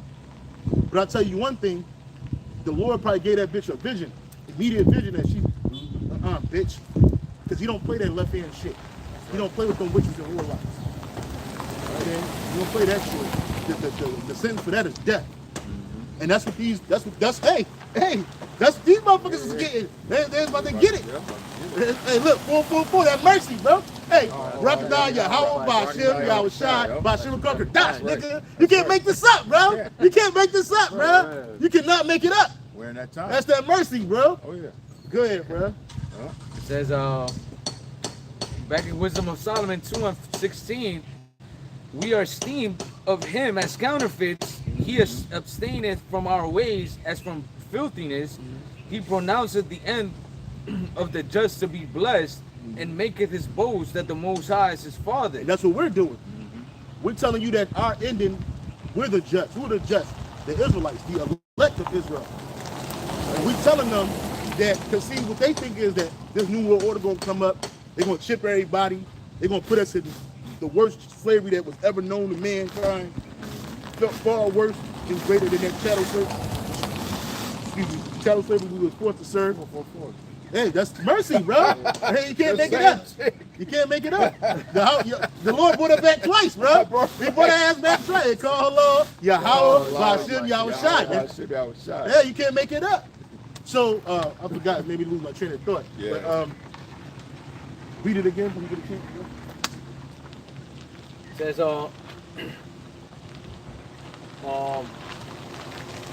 he pronounces his end. He pronounces the end of the just to be blessed. Yeah, so, and maketh his boast that the Most High is his Father. and that's what we're doing. We tell again, Esau Edom think that he gonna get this NWO off the ground, and that he gonna be in perpetual rulership. He done deceived the world. He thinking that he's the Most High, and he's saying that our end is gonna be like it always been, fucked up and oppressed. But we telling you that our end is gonna be blessed. Right. And then on top of that, we telling you not only that, we telling you that Yahweh Bashim Yahushai is our power, our Father. Because he is. He is. Nigga. You know what I'm saying? But they don't believe it. Yeah. Go ahead. Right. It says, let us see if his words be true, Yep. and let us prove what shall happen in the end of him. For if the just man be the son of the Most High, he will help him and deliver him from the hand of his enemies. Let us examine him with despitefulness and torture, that we may know his meekness and prove his patience. Let us condemn him with a shameful death, for by his own saying he shall be respected. And we ain't gonna have no we're not gonna have no a shameful death. Right. If we get dragged in, if and when we get dragged in to these concentration camps, we might be amongst these motherfuckers, but we ain't gonna be. They're gonna have to separate us, man. And then they're gonna try to play us and try to see if the Lord is truly with us. But Yahweh Bashim Yahushai is with us, and they're gonna deliver us, and no matter what situation. That's right, because a lot of the times when Esau captures somebody, you know, and he wants to, you know, give him a despiteful death or like put him to shame and shit, they do it through their dignity, man. And the dignity of the people in the world is according to man. Yeah. So people are looking of, oh, what are people gonna say about me? We don't give a damn about what the fuck people gotta say. We care about what the Lord's gonna say about us. Yeah. So you can't hurt our dignity, man. Yeah. So we could give a damn what our family's gonna say, what our friends are gonna say, what anybody's gonna say. As long as we're doing the work of Yahweh Bashim Yahushai, man, we know we coming back. Yep. And with honor, man. So we're gonna keep our dignity intact. Lord willing, we be part of that number, and you know we'll keep our dignity intact even until death, man. Yeah, that integrity. That's right. That's what it is. They want to try to break our integrity and see if we like one of them. But see, you playing with the Most High, man. The Lord said, "Touch not my anointed, neither do any of my prophets any harm, nigga." And that other scripture that says, "Oh, I have reserved myself 7,000 men that shall not bow the knee to Baal." Yeah. And I always think of that scene in 300 when that was what, Darius? Yeah, right? Yeah. Oh, And no, it was Xerxes. Xerxes, there we go. Xerxes told Leonidas to bow before him and shit. And he was just like, nah, you know, from killing all your men and shit, Yeah, that was I'm not gonna be beautiful. able to kneel down and shit Yes. through the spirit. That's what we're gonna say That's to what you, we're gonna Edomites, say. man. Like, why the fuck we gonna bow down to you? He said somebody's knees, he said my knees hurt. Yeah. All that, all We that serve the killing your power men. on high. The fuck we gotta bow down to you? You are nobody, man. Yeah, and even if, like the scripture says, some of us will be martyrs. Guess what? All our words gonna follow us, man. That's right. gonna be nothing. And the Lord gonna make it a quick and painless death. Hey, getting your head chopped off ain't as bad as it seems, man. You know, it's a quick death. You know, and we go right back to the Lord. And the Lord said, "What? We gonna come right back with Him." That's right. So guess what? We still got our works do follow us even in death, man. So when you break us into that interrogation, the Lord gonna put that spirit on us that, hey, we're not gonna say our words. Just like we ain't saying our words we saying today. With the words we speaking right now, these ain't our words. These are words of Yahweh Shah. That's right. Okay, and nothing's gonna stop that. That's the precept you wanted in Matthew Yeah, chapter go ahead. 6. You want it now? Yeah. That's that was Matthew chapter 6 and verse 30 and 31. St. Matthew 6, 30 and 31. Which reads,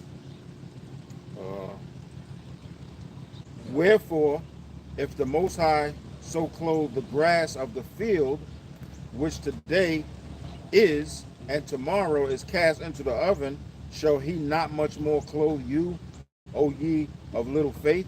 And here's the point in 31.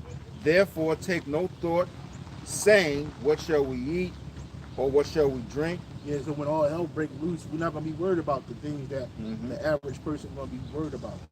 That's We're not gonna be worried about food and drink.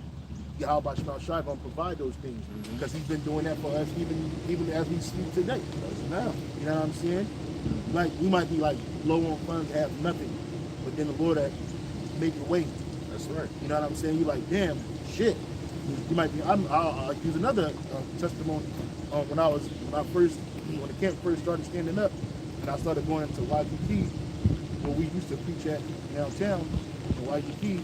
I remember one day I only had enough money to make it to camp. That was it. I ain't had no money for shit. And then the Lord had this jig. I don't know if he was an angel or not. I believe he was, but he just came out of nowhere and was like, "Hey man, you the most important person out here, man." He said, "If you need anything, man, just call me, man. I'll take care of you." He's like, "You hungry? You want something?" I was like, "Sure." He brought me a sandwich and some water and shit, man.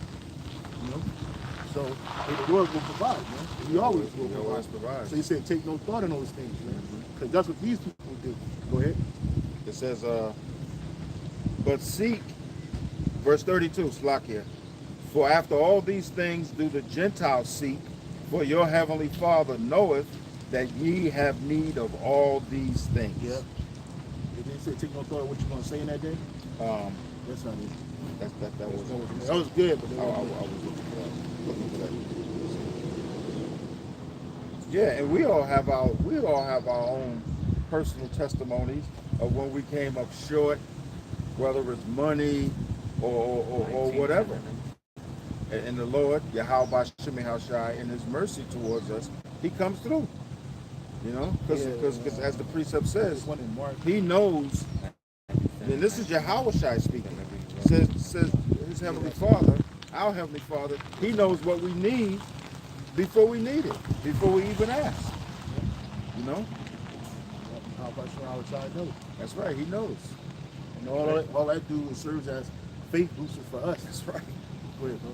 This St. Matthew 10 and 16, it says, "Behold, I send you forth as sheep in the midst of wolves. Yep. Be ye therefore wise as serpents and harmless as doves." And that's why we don't. That's why we not. We're no.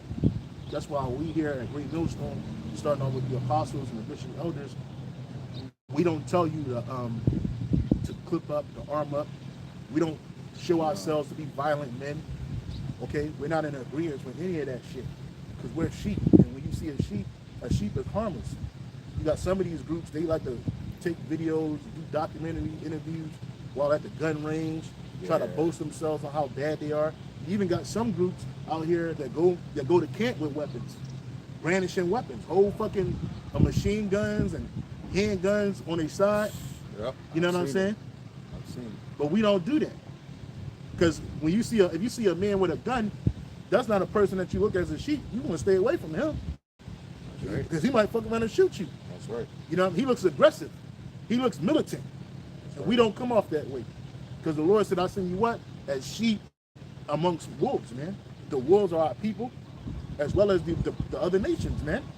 These motherfuckers are breathing. You see a wolf, you stay away from that motherfucker like, Yeah. He got them teeth out, he gonna bite you. Even if you got a weapon on you, you like, I'm packing them motherfuckers, shit, you might get one, but the other motherfuckers gonna get them legs and arms, man, and tell you to stretch. That's right. So those type of people are threatening. That's right. And so the Lord sent us as non-threatening. He also said, I send you forth as sheep amongst wolves, be ye there wise as serpents and harmless as doves.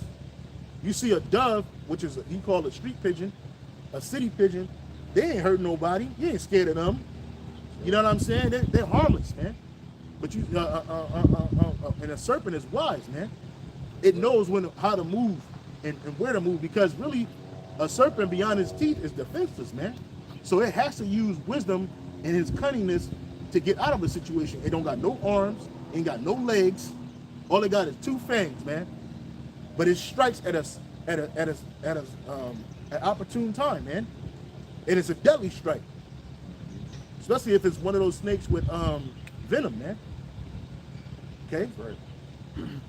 Verse 17, it says, but beware of men, for they will deliver you up to the councils, and they will scourge you in their synagogues, scourge you in their synagogues, and ye shall be brought before governors and kings for my sake, for a testimony against them and the Gentiles. Yep. But when they deliver you up, take no thought how or what ye shall speak, for it shall be given you in that same hour what ye shall speak. Yeah, so for it is not ye that speak, but the Spirit of your Father which speaketh in you. That's right. Yeah, so that's right. So it's like in that day we ain't gotta create no what's that? Well, coming up the sign. Or under the, he under the sign, huh? Hey, move your bag so the roach don't get in there, bro. I'll watch him. We get close to it. Where's he at? Right there. It's right there. Awesome. Oh, right here. Yeah. Yeah, so yeah, you gotta be careful. There's a lot of roaches. Yeah. It's a lot of pests out here, bro. Hey, you got any of that putty, that stuff you had? What's yours in your other car? What you did to help me with the wall last time? The rat? Oh, I think I have, yeah. I got a quick reset. Yeah, hold on, brother. So yeah, we ain't gonna. Saki just jumped in my mind. It's on the desk. I'm like, fuck, man. I'm like, yeah, bro. Anyway, yeah. So the point of the matter is that the Lord gonna give us the words to speak in that day. That's right. So Jake, we ain't gonna say, you know, obviously we in the flesh. You like, well, I don't know what to say. Hey, man, the Lord will give us the words to speak in that day, because really we're just a testimony against these people and their destruction. You know, you really ain't gotta grab us up, like the brother said earlier. Hey, you got the videos, man. We speaking the word. We speaking it open and plain. We not making nothing up. We telling you the words that are written in the scriptures, man. As the Spirit leads us to speak it to you, and we're breaking it down so that you can understand it. Because like the prophets of old, they didn't have this 100% truth. They had the understanding, but it wasn't complete understanding. They had the vision. So the Lord said, "What? Write it down on the table." He told Daniel to write it down in a book and close it and seal it until the time of the end. And we're in the time of the end. And GMSHAWAII, after his death and resurrection, he broke those seals. So now we have the truth. So the Spirit is flowing without course, man. It's just flowing free. You know what I'm saying? That's right. That's right. You got it, bro. That was it on that. Let's go back to Daniel chapter 2. All right, back in Daniel chapter 2 and verse 10, it says, and the Chaldeans answered, and the Chaldeans answered or before the king and said, there is not a man upon the earth that can show the king's matters. Therefore, there is no king, lord, nor ruler that asketh such thing at any magician or an astrologer or a Chaldean. Yeah, so like even those magicians, he said basically he was begging them, like, listen, there's no magician in this world that could do that what you asked. That's too great of a trick. You gotta at least tell me something. You gotta give me something to go on, and then I can break it down to you. He's like, nah, man, it is somebody that can do that. And that's a man of the Lord. That's right. Because even as we speak these prophecies now, these people, these warlocks and these astrologers of the world, they're so blind. These people can't see this place being destroyed. Because if they could, they wouldn't be fighting so hard for it, man. So at a certain point, these people are blind, but we can see. We have eyes to see and ears to hear, just like our people in the world. 2/3 of Jakes in the world, we're sitting here telling you plain as day. We can see it. Like Apostle Gabar teaches and tells us all the time. You got to have vision to be in this truth, man. You know, you got Jake out there that's in the truth that want to go back into the world because he can't see this world being destroyed.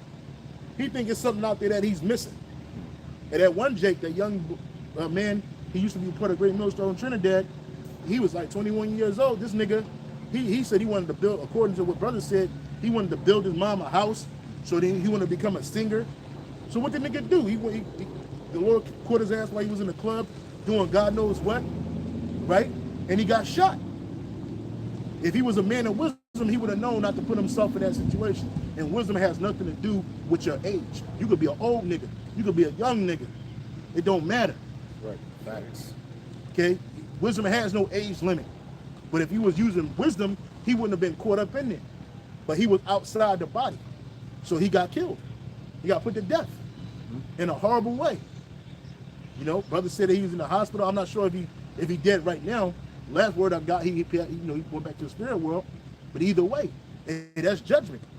You know, if you outside of the house, man, you're gonna get wet, nigga, if it's raining. Okay, if it's thunder and lightning, that situation made me think about the Passover, the first Passover, when that spirit of death, that was Yahushua, was putting the firstborn of everything in Egypt to death, man. And the only ones that was protected in that day were the Israelites, who had that blood on that door, which that blood of the lamb represents Yahushua. Right? So if you walk outside of this house, this body, guess what, nigga, you gonna die. Meaning if you leave this truth, right, to go back into the world, to go back to your own fucking vomit. Because there ain't shit in no place, like Apostle Zahar said. Years ago, he had already put the edict out that none of us should even be in a club, nigga. Why? Because you don't know what the fuck's going on there. It's men out there that got death demons on them. It's women out there that got adulterous demons on them. You think the bitch got a fat ass, she look good, and you looking at her, but you don't know this bitch got a whole man at home, man. She probably lied to come outside. I'm gonna just go outside and get some drinks. And then now she's an adulteress. So you get put to death behind that shit. Or something foul can happen to you behind that. Or just, you know how it is, man. Me and this brother used to be in the military. This brother, we both were stationed at Fort Hood at a time in our careers, and that place was a fucking death zone, man. Yeah. They used to have a spot, I don't know if they had it when this brother was there, they used to have a spot called the Sports Dome, man. And at the time, both military personnel and civilian personnel could come on post and come to this club. And every time you go up in that motherfucker, it was a fucking a nightmare, bro. Hey, it was so bad that the cops, the military police, they wanted to get them numbers up for arrest. They would just line up like on both sides.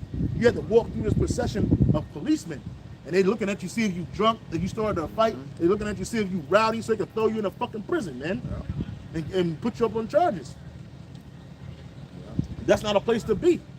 These clubs, what do these clubs have? Loud ass music, dark, dank, weed, drugs, guns, niggas in there with knives. Here it is, you think you coming out to have a good time, but these niggas coming out, a good time for these niggas is killing somebody. Yeah. Robbing people. Yeah, looking for the nigga with the jewels on. Yeah. You know? I remember one time, I was in the world, I was in a spot with my cousin. He took me to a bar and shit, and those bars are just as bad as the clubs sometimes, you know? I had a little chain on, little diamond chain and shit. This fucking bitch, some stud, was eyeing my chain, man, and try to rub her hand across my chest and snatch my chain, bro. I caught that bill like, the fuck out of here, yo. What you doing? I ain't even know this bitch. But you see what happens? Yeah. We don't do the clubs. I'm too old, too tired for that shit anyway. And I'm double too old. I said, I ain't missing shit. No. You ain't missing nothing up in there, bro. Yeah. Ain't nothing. Yeah, hey, like grandma used to say back in the day, only thing open after 10 is trouble in legs, man. Yeah. That's all that's out there. Yeah, that's true. No bars and legs, man. That's all that's open after 10 o'clock. You don't need to be outside. Yeah.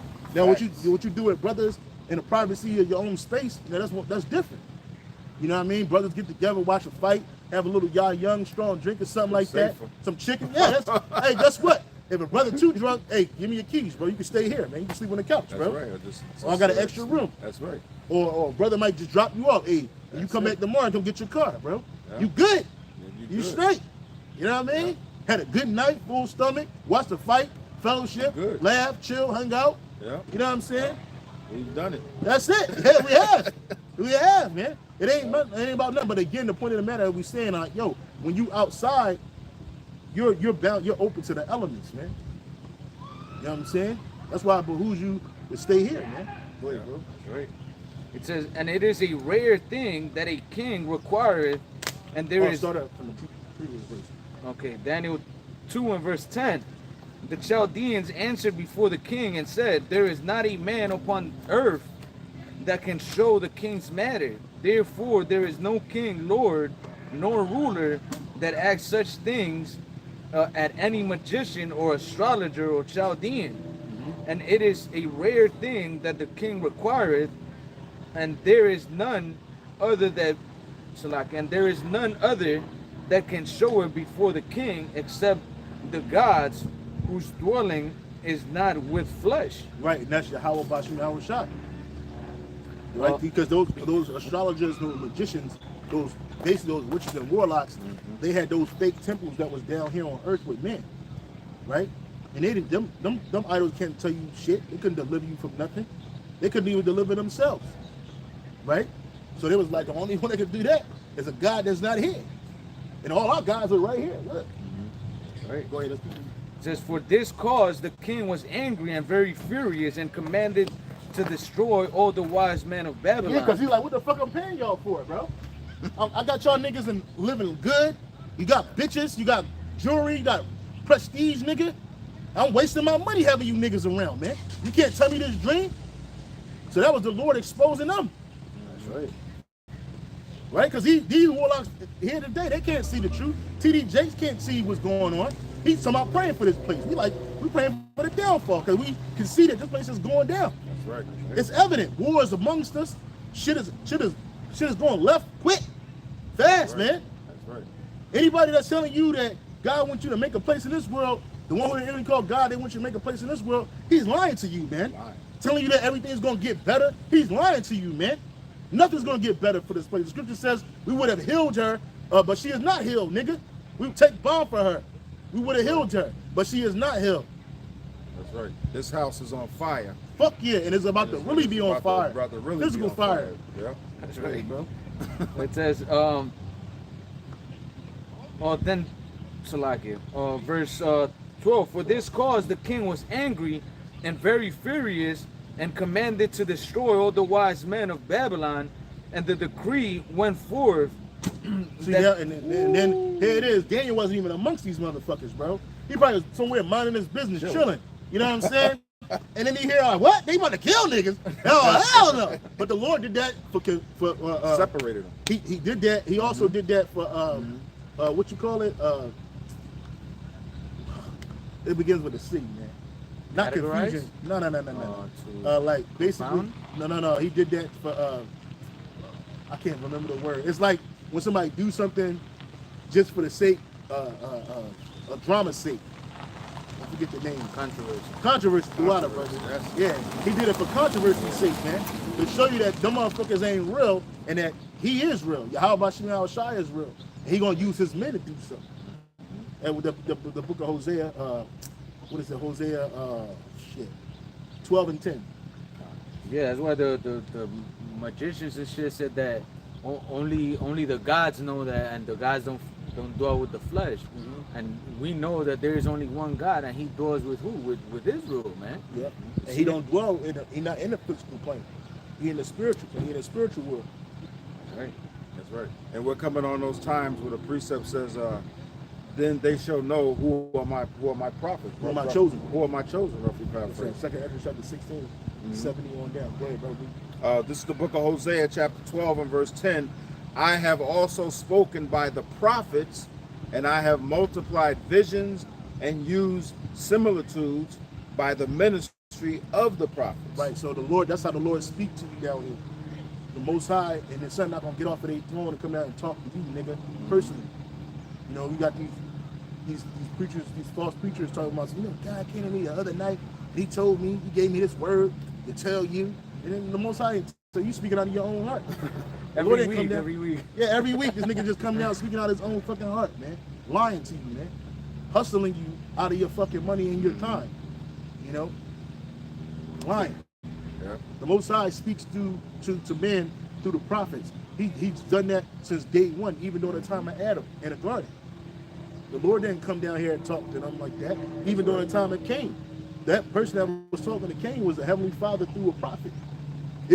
Cain wasn't in the wilderness, you know, out walking in the field and shit, hanging out, and then all of a sudden he just heard his voice.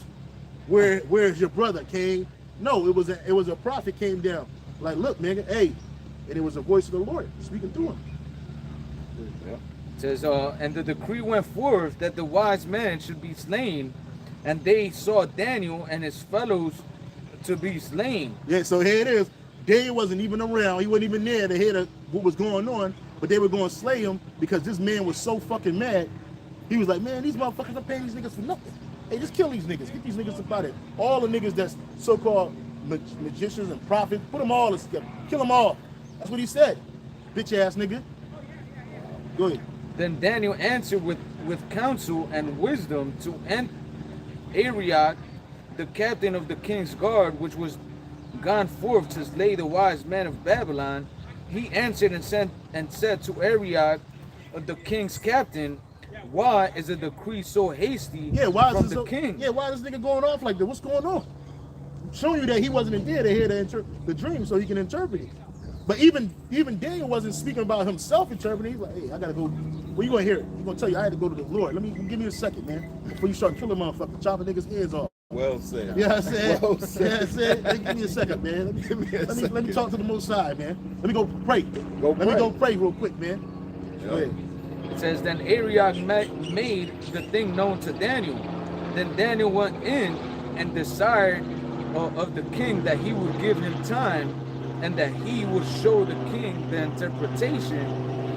Then Daniel went to his house and made the king and made the thing known to Hananiah, Mishael, and Azariah, his companions. Those are three. That's their names were changed to Shadrach, Meshach, and Abednego. Mm-hmm. Yeah, read the names again. Well, Hananiah, Mishael, and Azariah. Azariah. And that was Shadrach, Meshach, and Abednego. Go ahead. Or that But their they, Hebrew names were Mishael, Hananiah, and Azariah. I think it was Azariah, right?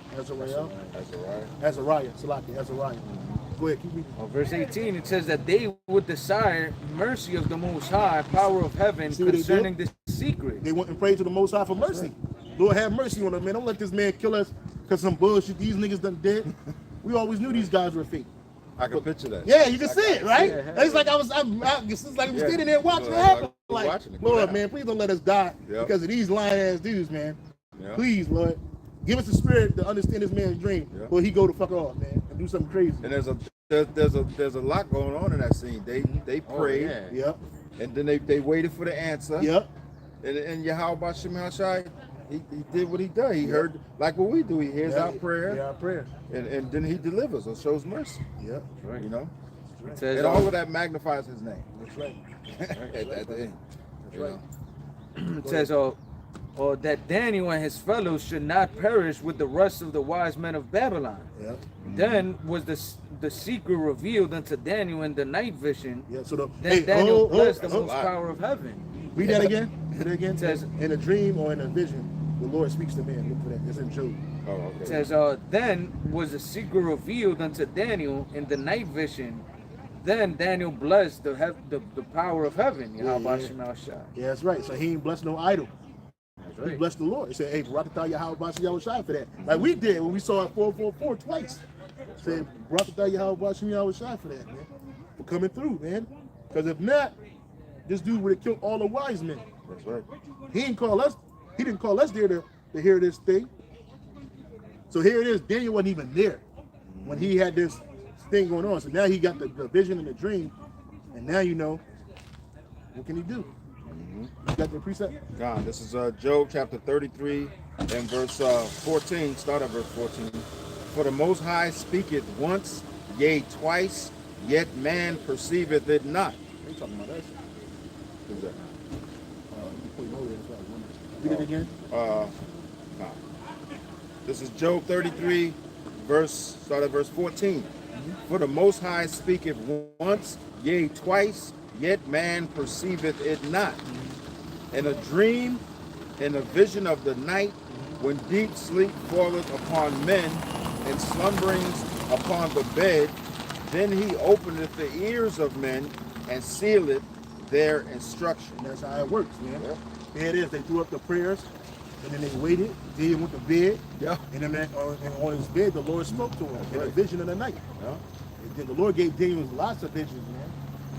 You know, and then through the will and power of the Lord, he showed mercy on Daniel, man. And that came along with a lot of prestige and a lot of, notoriety. Like, man, this man's God is real. Even these kings who worship idols had to say that. Nebuchadnezzar had to bow down. The Lord judged him for that, for his pride. He made that dude a beast for 7 years, man. He was living in the grass. His hair done grow. He had his nails turned into claws and shit, man. And the Lord made this nigga a beast. And then one day he took it from that beast state and gave him back his mind, his understanding of a man. You know what I'm saying? So he knew. After that, he knew, nigga, don't ever talk against Yahweh by Shah. And that's what's about to happen to this devil, Esau Edom. This devil, man. He's speaking against the Lord and his people, man. So you know he gonna pay. Starting with the Rothschilds, man. Let's go back to Daniel 2:20 says, Daniel answered and said, Blessed be the name of Yahweh Shah forever and ever, for wisdom and might are his. Yep, wisdom and might is Yahweh Shah. Go ahead. And he changeth the times and the seasons. He removeth kings and setteth up kings. Yep. He giveth wisdom unto the wise, and knowledge to them that know understanding. Yep. He revealeth the deep and secret things. He knoweth what it is. He knoweth what is in the darkness, and the light dwelleth with him. I thank thee and praise thee, O thou power of my fathers, who has given me wisdom and might, and has made known unto me now what we desire of thee, for thou hast now made known unto us the king's matter. Yep. Therefore Daniel went in unto Arioch, whom the king had ordained to destroy the wise men of Babylon.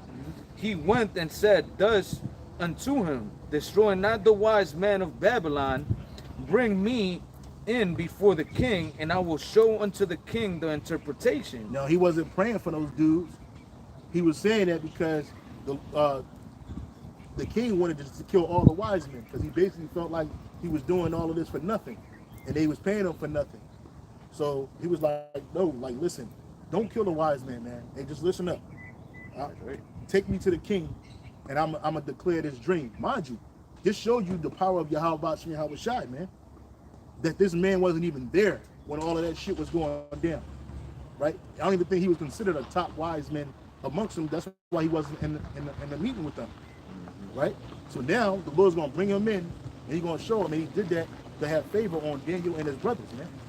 That was there, not just Shadrach, Meshach, and Abednego, or Hananiah, Mishael, and Azariah, but to all of Judah, man.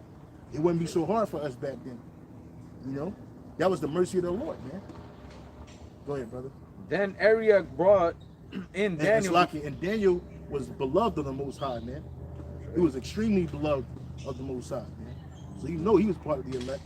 Go ahead, bro. It says, Then Arioch brought in Daniel before the king in haste, and said thus unto him, I have found a man of the captives of Judah that will make known unto the king the interpretation.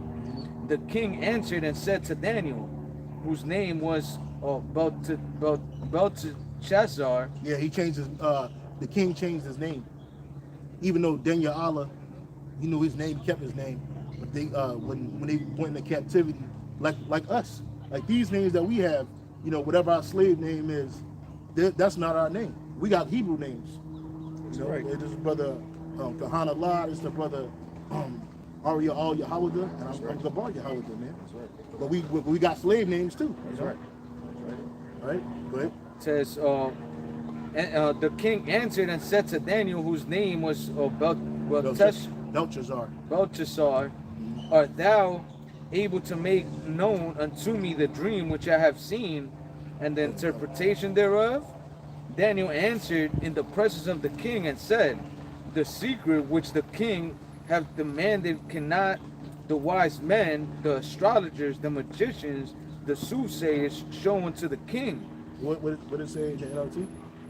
It says, Daniel replied, there are no wise men, enchanters, or magicians, or fortune tellers who can reveal the king's secret. Yeah, there it is. He basically told him, when he asked him, can you tell me the dream? He's like, there's no wise men, no enchanters, no astrologers, roughly paraphrasing. Basically, them witches and warlocks, them niggas couldn't do it. Go ahead. It says, but there is a power, a God in heaven, that revealeth secrets and maketh known to the king Nebuchadnezzar what shall be in the latter days. Hold that. Get Amos 9:5. Yep, he said there's a God in heaven. There's a power in heaven. None of these dudes can do this. None of them. He said you went to the wrong one. You should have went to Yahweh Bashim Yahushua, man. The God in heaven that can do this. Go ahead and read it. 9 and 7. 9 and 5, man. He revealed this. Is that the one you want? No, it said Amos 9 and 5. 12. It says the Lord doeth nothing, but he revealeth his secrets unto the servants of prophets. I was thinking. That one escapes me. I got it. What's in Amos? It might be 4. Oh, Amos 9. Amos 4 and 5. Try Amos 4 and 5. Amos 4. Yeah, 4 and 5. 4 and 5. Nope, that's not the one. He revealed 3 his and secrets. 7. 3 and The 7. water, brother. 3 to 3 was the water Yahweh Bashim Yahushua. This is the book of Amos, chapter 3 and verse 7. Surely Yahweh thy power will do nothing, but he revealeth his secret unto his servants the prophets. Right, so here it is, right? Daniel Slocker, brother. Daniel told the king, like, look, man, the Most High is the only one that can reveal these secrets that come from heaven. But who did the Lord give these secrets to? His servants, the prophets, man. That's right. Lord willing, we're some of those men. Lord willing. We keep doing what we're doing, staying in the truth, Yes. staying faithful to Yahweh Yes. Bashim Yahushua, and when we save, we're going to be seeing who we are, man. Yes. Right? But all of this knowledge that we have, it's a secret. That's why the average person don't have this.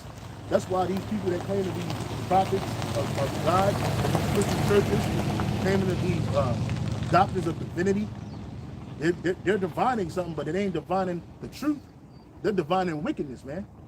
They're liars. They're forgers of liars in divinity. But we're the truth. We're giving you the truth. That's right. Right? And you can only have this secret is only given unto the servants, the prophets, man. And that's why we were born back into this world. To receive a prophet's reward, man. That's right. Okay? Not everybody is privy to the secret. Go ahead, brother. All right. It says, Daniel 2 and 28, but there is a power in heaven that revealeth secrets and maketh known to the king Nebuchadnezzar what shall be in the latter days. Thy dream and the visions of thy head upon thy bed are these. Right, so here it is. Even Nebuchadnezzar didn't understand it at the time. That he said the future. He said these things are for the future. This was thousands of years ago, bro. This image right here was thousands. This dream. This is an image of I'm not sure if the statue actually looked like this, but it's just a great depiction of that statue, that dream that he had. This is thousands of years ago, bro, and we're actually living in that time right here. And everything happened in succession, just how the dream was revealed unto Daniel. Man. That's right. That's how you know it's from the Most High, man. Yeah. Because if it would have been, how many people that so-called call themselves seers or whatever have prophesied about something and it never came to pass, you see? Right. But what the Most High gave unto the prophets, man, everything has been coming to pass according to how it was written, man. Yep. So that's how you know it's from the Most High and not of men. That's right. It says,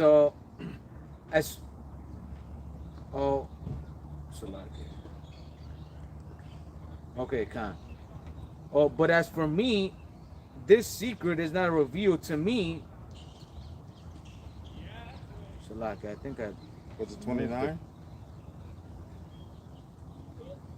No, I moved the thing by mistake. Oh.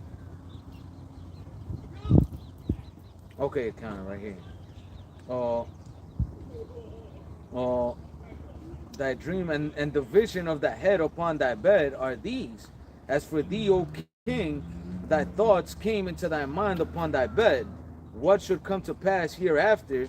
And he that revealeth secrets maketh known to thee what shall come to pass. But as for me, this secret is not revealed to me for any wisdom that I have more than any living. Right. So read that in the NLT.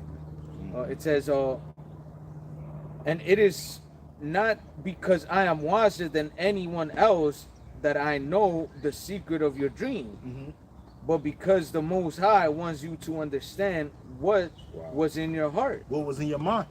So here it is.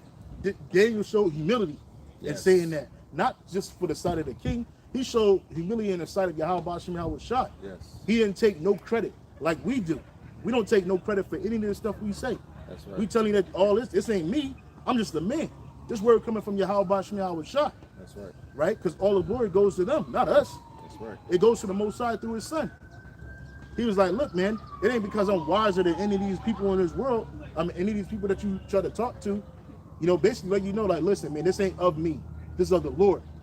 But the Most High wants you to know what's going on. To let you know, so they give you some peace of mind in your mind. Hey, this is what he about to do. Because in Nebuchadnezzar's mind, he was so proud. This nigga said he was the king of the universe. That's how proud this nigga was, man. And he ain't made shit. You know? He couldn't make one hair on his head gray or black. But yet, this nigga said that shit. The Lord said, what? Read it again in the NLT. It says, and it is not because I am wiser than anyone else that I know the secrets of your dream, but because the Most High wants you to understand what was in your heart. Yeah, the Most High wants you to understand what was in your mind. We'll go back in the KJV. Verse 31, it says, Thou, O king. Oh, did you finish the other one? Oh, okay. Yeah, finish this. Daniel 2 and verse 30, but as for me, this secret is not revealed to me for any wisdom that I have more than any living, but for their sakes, that shall make known the interpretation to the king, and that thou mightest know the thoughts of thy heart. Thou, O king, sawest and beholdest a great image.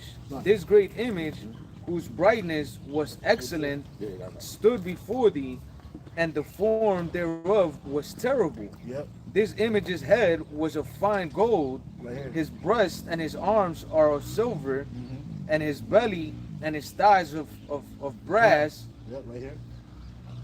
His legs of iron, his feet part of iron and part clay. Right, and it was represented that image that he saw, it scared him. I don't think this is the image that he saw, but this is a similar depiction, right? He saw this terrible image, like, what the fuck is this, man? It was bugging him out. But the Lord told him like that. He said that the head was of gold, the upper body was of silver, the midsection unto the thighs was of brass, and then the legs were made of iron, and they represented these different kingdoms. And the feet were iron and clay. It was partly strong and partly weak, right? Got it, brother. Verse 34, thou sawest so that a stone was cut out without hands, which smote the image upon the feet that were of iron and of clay, and break them to pieces. And that stone is Yahweh Shai. Yahweh Shai represents that stone.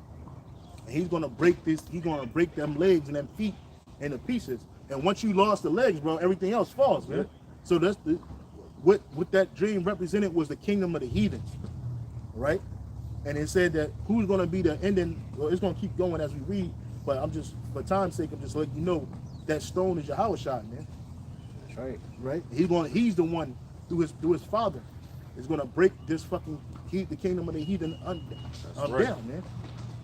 Go ahead, bro. Then was the iron, the clay, the brass, the silver, and the gold broken to pieces together, and became like the shaft of the summer thresh, of the summer threshing floor, and the wind carried them away, that no place was found for them, and the stone that smote the image became a great mountain and filled the whole earth. That's Yahushua.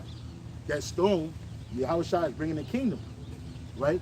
He became a great mountain. He's going to be the governing body on this earth with the elect, starting with King David and the rest of the 12 apostles, along with the rest of the 144,000 men. And then that's the kingdom of Israel. That's what that's letting you know. So here it is. He had that dream. He's like, oh shit. But Nebuchadnezzar couldn't see this far in the future. He could only see what was in front of him at the time. Right?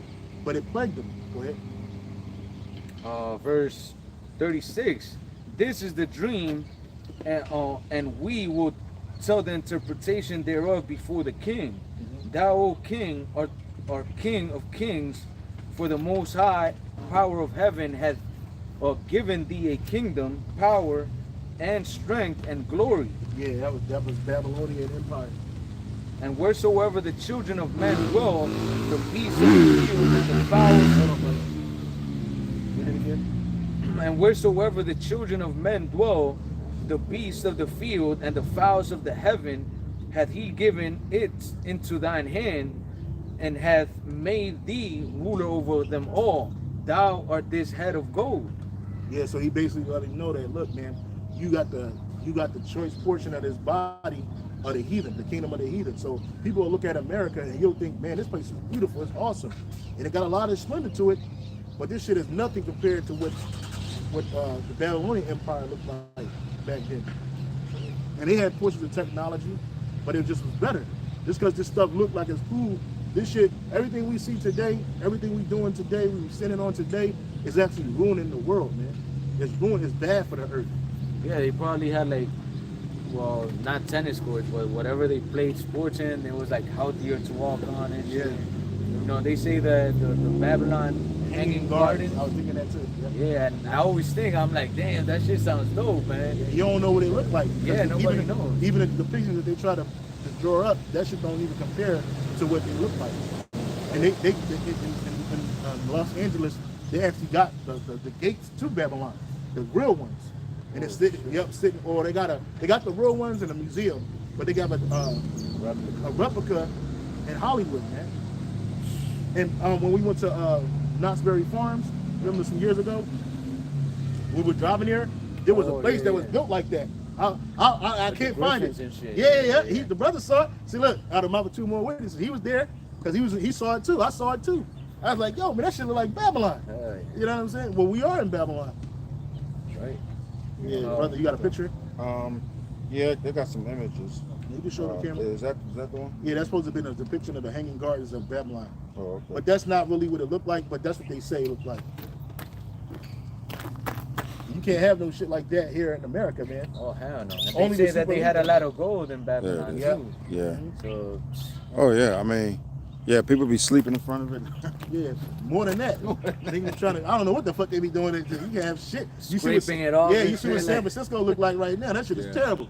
Los Angeles, New Bro, York City. In Colombia, they say that because in Colombia they cut the cocaine with brick. So there's like a section of a place that is part of the city or the state, whatever. And the fucking chronics go and fucking scrape the brick off the fucking walls to cut the cocaine, bro. Just To get more out of the whatever they buy. Stretch it. Yeah, try to stretch Fucking it. through this place, man. Yeah, this place gotta go, man. It says, verse 39, and after So thee, with all America's pomp and bullshit, hey, this place don't even compare. This is the feet. We're in the feet. Yeah.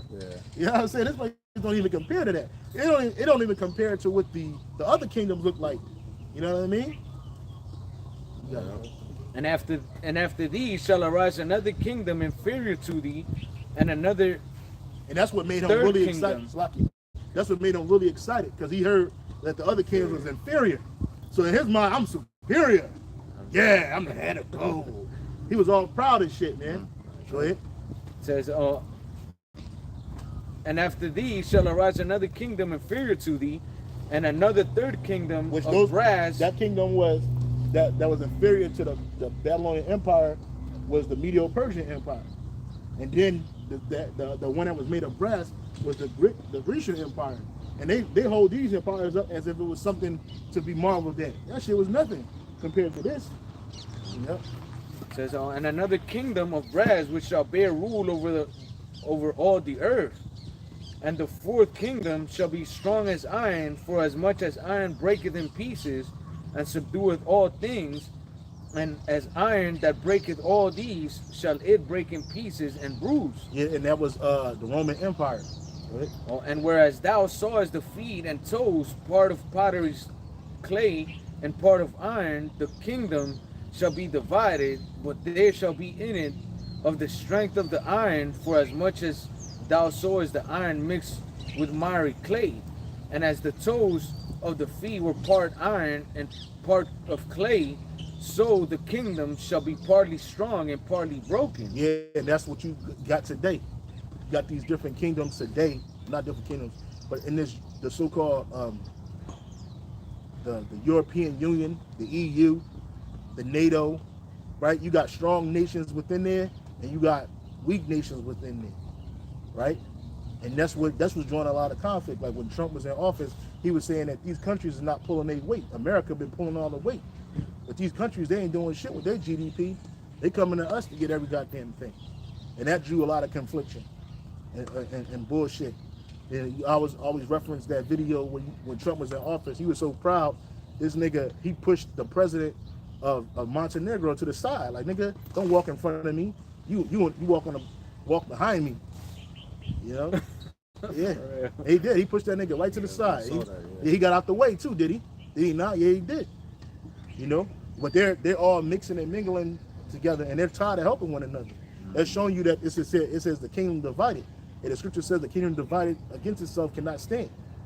And that's why you got these European nations fighting with one another, man, which are really Edomite nations. We say European, but they're Edomites, man. It's the Edomite that's on top. You look at the Rothschilds, they're not all together. I mean, they're not all on the same page. There's two fractions. There's two factions of these elite families. You got the older generation and then the younger generation, and they both want two different things, and they're fighting with each other constantly. Like, look, man, we want to do it right now, and the older generation's like, no, have patience, wait, we're going to get it. And the other one's like, look, we don't need these fucking people. We can just destroy them. You know, the longer we wait, the longer it's going to take. That's in their mind. And a good movie that depicts that is that Blade movie, with I think it was the first Blade, which you had Deacon Frost. He was the younger vampire, and the older vampires, they look down on him like, oh, you're not a full vampire. You're not an original. You're an abomination, right? Yeah. But what he do? He killed all them old niggas off, man. And the ones he didn't kill, he got on their side. And that's the kind of shit that they get. That's the kind of shit you got going on. And that's how these nations work, man. You know, you had Brexit happen when they left the European Union. That fucked up a lot of shit. Then you got Brexit. Then you got GMSHAWAII, which is Germany wants to leave. GMSHAWAII or whatever. Germany, or GMSHAWAII is what it's called. They want to leave too. They're like, look, Britain was the strongest out of all of us. That's the money head right there. So if they leaving, we leaving too. We try to pay for Greece. We try to looking out for Italy and Rome. We tired of this shit. They broke. They weak. And they're not trying to get out of it. They just keep tacking on more debt. You know? Yeah, bro. Verse 43, and whereas thou sawest iron mixed with miry clay, they shall mingle themselves with the seed of men, but they shall not cleave one to another, even as iron is not mixed with clay. In the NOT it says, this mixture of iron and clay also shows that these kingdoms will try to strengthen themselves by forming alliances with each other through intermarriage. And you see that. Look at what you got, the BRICS nations. You know, those BRICS nations or BRICS countries, they've been getting embargoes and sanctions like a motherfucker from the stronger nations, man. South Africa, Brazil, Russia, India, China, South Africa, and now they got other nations trying to get with them. Saudi Arabia trying to roll with them, and Saudi Arabia got rich through oil through the corporations that came out of Babylon, America, right? But they tired of them. They tired of the Western way because it's fucking them up, man. So they're like, look, man, we're gonna get with y'all, man. Fuck the dollar, because that dollar is nothing more than a fucking handcuff for these nations, man. They can't buy or trade oil in no other currency. So they're like, look, we're gonna do it amongst each other. Y'all got natural resources we want and we need. We're gonna fuck with y'all. So they're making these different alliances with each other. It says, but they will not hold together, just as iron and clay do not mix. Right. So that shit ain't gonna work. Because you're trying to get rid of the dollar, but the Super League already ready to get rid of that shit. They're bringing in the CBDC, baby, the MOTB. That's right. Right. So oil and all that other shit, they basically telling you that the oil industries that's going on right now, they're about to be obsolete. That's why they're pushing for the electric vehicle corporations to come in, because they're getting rid of all that shit, man. And that oil is Saudi Arabia, them Arabs, that's their bread and butter. And that's why even now they're trying to transition from an oil-dependent nation, from being an oil-dependent nation to something else. They're dependent on tourism, right? They're building cities in the middle of the fucking desert. You know, you got to contend with hailstorms and sandstorms. That shit is disgusting. People don't want to live in that shit. That's why people ain't going over in droves. The only people that's going over in droves is Dubai are elite businessmen and wicked people and wicked bitches of our nation getting shitted on, turned into a human toilet. You know, them dudes out there, they're not rating Dubai out there like that. So they're trying their best to shift their investments to other places that's going to benefit them in a new world order, in the new world order system. That's why Saudi Arabia talking about they're going to build some shit called the line. Got motherfuckers living in some funky, it already stink over there. That's a fucking prison, man.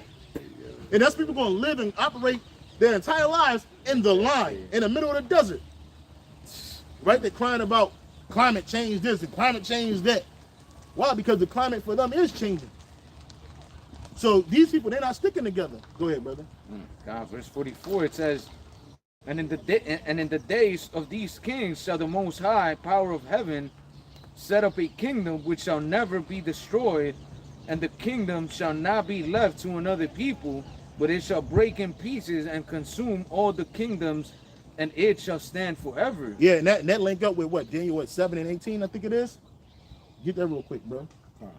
That's the book of Daniel, chapter 7, and verse 18. Yeah, Blue Letter been acting up all day. Apostle Gabar had a problem with it too. Yeah. 7 verse 18, got it right here. It says, but the saints of the Most High shall take the kingdom and possess the kingdom forever, even forever and ever. Right, and Nebuchadnezzar couldn't understand none of that, what he was saying. It was like all he could hear was the first part where he was the head. He was like, look, man, shit, fuck all the other shit you talking about. I'm good. I'm good. Yeah, you good. All right, fuck it. Yo, like the brother said, YOLO. You only live once. But he was letting them know what was going to happen. He said the kingdom is going to be left. The kingdom is not going to be left to another people. That it's going to be who that kingdom for? It's for the saints. Who are the saints? The Israelites. Starting with the elect of Israel. That's right. We're going to take the kingdom and possess the kingdom forever, even forever and ever. That's right. Right? So Daniel gave him the scoop of all of this. Even though Daniel didn't really understand it all like that back then, he understands it now. Like, oh shit, this is what Yahweh Bashar was showing me. Yep. This is what he showed me. This is what I talked to Nebuchadnezzar about 1,000 years ago. Because Nebuchadnezzar, he didn't live thousands of years. That motherfucker died. His kingdom was left to his grandson. Now he's back today. I don't know who the fuck he is. I could care less who he is. He a heathen. So we already know what time it's going to be for him. And the Babylonian Empire then fell. Who did they fall to? The Persian and Medo Empire. And it was a surgical strike because they were found wanting. Namely his son. Because your grandson is still your son, right? His son did that shit. And then what? They killed this bitch ass, and all the people that was balling, they were drunk when they fell. And then the people that they were ruling over were happy to have the Persian and Medo rule over them. They were tired of Babylon. Keep reading, bro. Verse 45. Read 44 again. Daniel 2 and verse 44. And in the days of these kings shall the power of heaven set up a kingdom which shall never be destroyed, and the kingdom shall not be left to another people, but it shall break in pieces and consume all these kingdoms, and it shall stand forever. So right, so when Yahweh Shai come, is this kingdom that we live in, this is the last bit of the rule of the Gentiles, the natural Gentiles, the heathen, right? It's not going to be no more after this. After this, it's going to be the perpetual rulership of the Israelites through Yahweh Bashem Yahweh Shai, right? And we're going to possess the kingdoms of the earth. Heathen nations will never be sovereign again. Sovereignty is over for you. That's right. Okay, you're gonna perpetually be ruled over by the Israelites, man, through the law and power of Yahweh Bashem Yahweh Shai. And if you fuck up, you break that, it's over for you. All this tennis playing and shit, this is all recreation. Y'all not gonna have this no more. All that sovereignty, you got the nation of China, the nation of India, the nation of whatever. That shit is done. Now, after 1,000 long years of captivity, yeah, you're gonna get your lands back, but you're not gonna be sovereign. Meaning that you're not gonna be able to dictate anything. You're gonna be dictated to. That's right. Keep reading. Verse 45, for as much as thou sawest that the stone was cut out of the mountain without hands, and that it break in pieces the iron, the brass, the clay, the silver, and the gold, the great power that hath made known to the king what shall come to pass hereafter, and the dream is certain, and the interpretation thereof sure. So he told him, like, look, nigga, this shit is going to happen. In the NLT, it says that this meaning of the rock cut from the mountain, though not by human hands, that crushed to pieces the statue of iron, bronze, clay, and silver, and gold, the great God, the power, the Most High, was showing the king that will happen in the what will happen in the future. The dream is true, and the meaning is certain. So the dream is true. What you dreamt was true, buddy. But guess what? It's for the future time, man. So don't worry your little gold head right now, nigga. He ain't telling that his kingdom was going to be ended by the Persian and Medes and these inferior kingdoms, because even though they were inferior in knowledge, inferior in splendor, they were going to take him down. But he ain't got to worry about that. But this is true. It's going to happen. Go ahead. That's right. Daniel 2 and verse 46. Then the king Nebuchadnezzar fell upon his face and worshipped Daniel, and commanded that they should offer an oblation and sweet odors unto him. Yeah, he started worshiping Daniel, and Daniel like, nigga, I told you it's about Yahweh, about Yahweh Shai. But he said, then the king Nebuchadnezzar threw himself down before Daniel and worshipped him, and he commanded his people to offer sacrifice and burn sweet incense before him. Go ahead. The king answered unto Daniel and said, of a truth it is that your God is a God of gods. So he said, your God, your power is the power of powers, man. It's true, because again, Daniel wasn't in his head. Daniel ain't seen no videotape. He saw the vision. He got the same vision, but he got the understanding of that vision from Yahweh Bashem Yahweh Shai. He only gave an abridged understanding to King Nebuchadnezzar.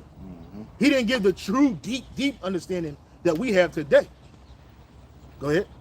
It says, of a true it is that your God is a God of gods and a Lord of kings, and a revealer of secrets, seeing thou couldst reveal this secret. Then the king made Daniel a great man and gave him many great gifts, and made him ruler over the whole province of Babylon, and chief of the governors over all the wise men of Babylon. Yeah, so here it is. He gave him something that Daniel didn't even ask for. He was like, look, man, I don't want this shit. This is not of me. This wisdom, you see how the heathen couldn't even understand that? And the heathen will worship anything.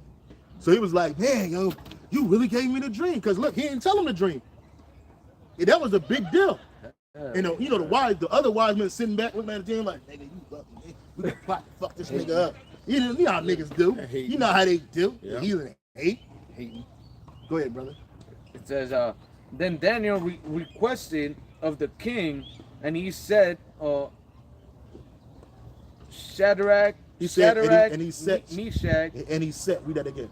and he set Shadrach, Meshach, and Abednego over the affairs of the province of Babylon, but Daniel sat in the gate of the king. Yeah, so it says in the NLT, at Daniel's request, the king appointed Shadrach, Meshach, and Abednego to be in charge of all the affairs of the province of Babylon, while Daniel remained in the king's court. So here it is. Daniel was like, look, man, you see how the Lord set Jacob, man, for the win, man? He was like, look, man, we ain't finna be pushing no fucking shit around here. We ain't gonna be taking no shit. Right. Hey, man, and my homies, Shadrach, Meshach, and Abednego, Hananiah, Mishael, and Azariah, man, hey, let them do the business of the province of the kings and that shit, man. I ain't trying to do all that, man. I'll just sit here with you in your court, man. And any questions you have, you know, I'm gonna bring it to Yahweh Bashim Yahweh Shai. Right. You know what I'm saying? And that's what the Lord is doing now. Hey, so with that, we want to end it off with giving all praise, honor, and glory to Yahweh Bashim Yahweh Shai Bashim Rakak Wadash. Let's say double honor to the apostles and the bishop elders of Great Millstone, the teachers of the word and truth and sincerity for ruling well. And salutations to the elect, keep striving. We almost out of here. Hey, shalom. Shalom.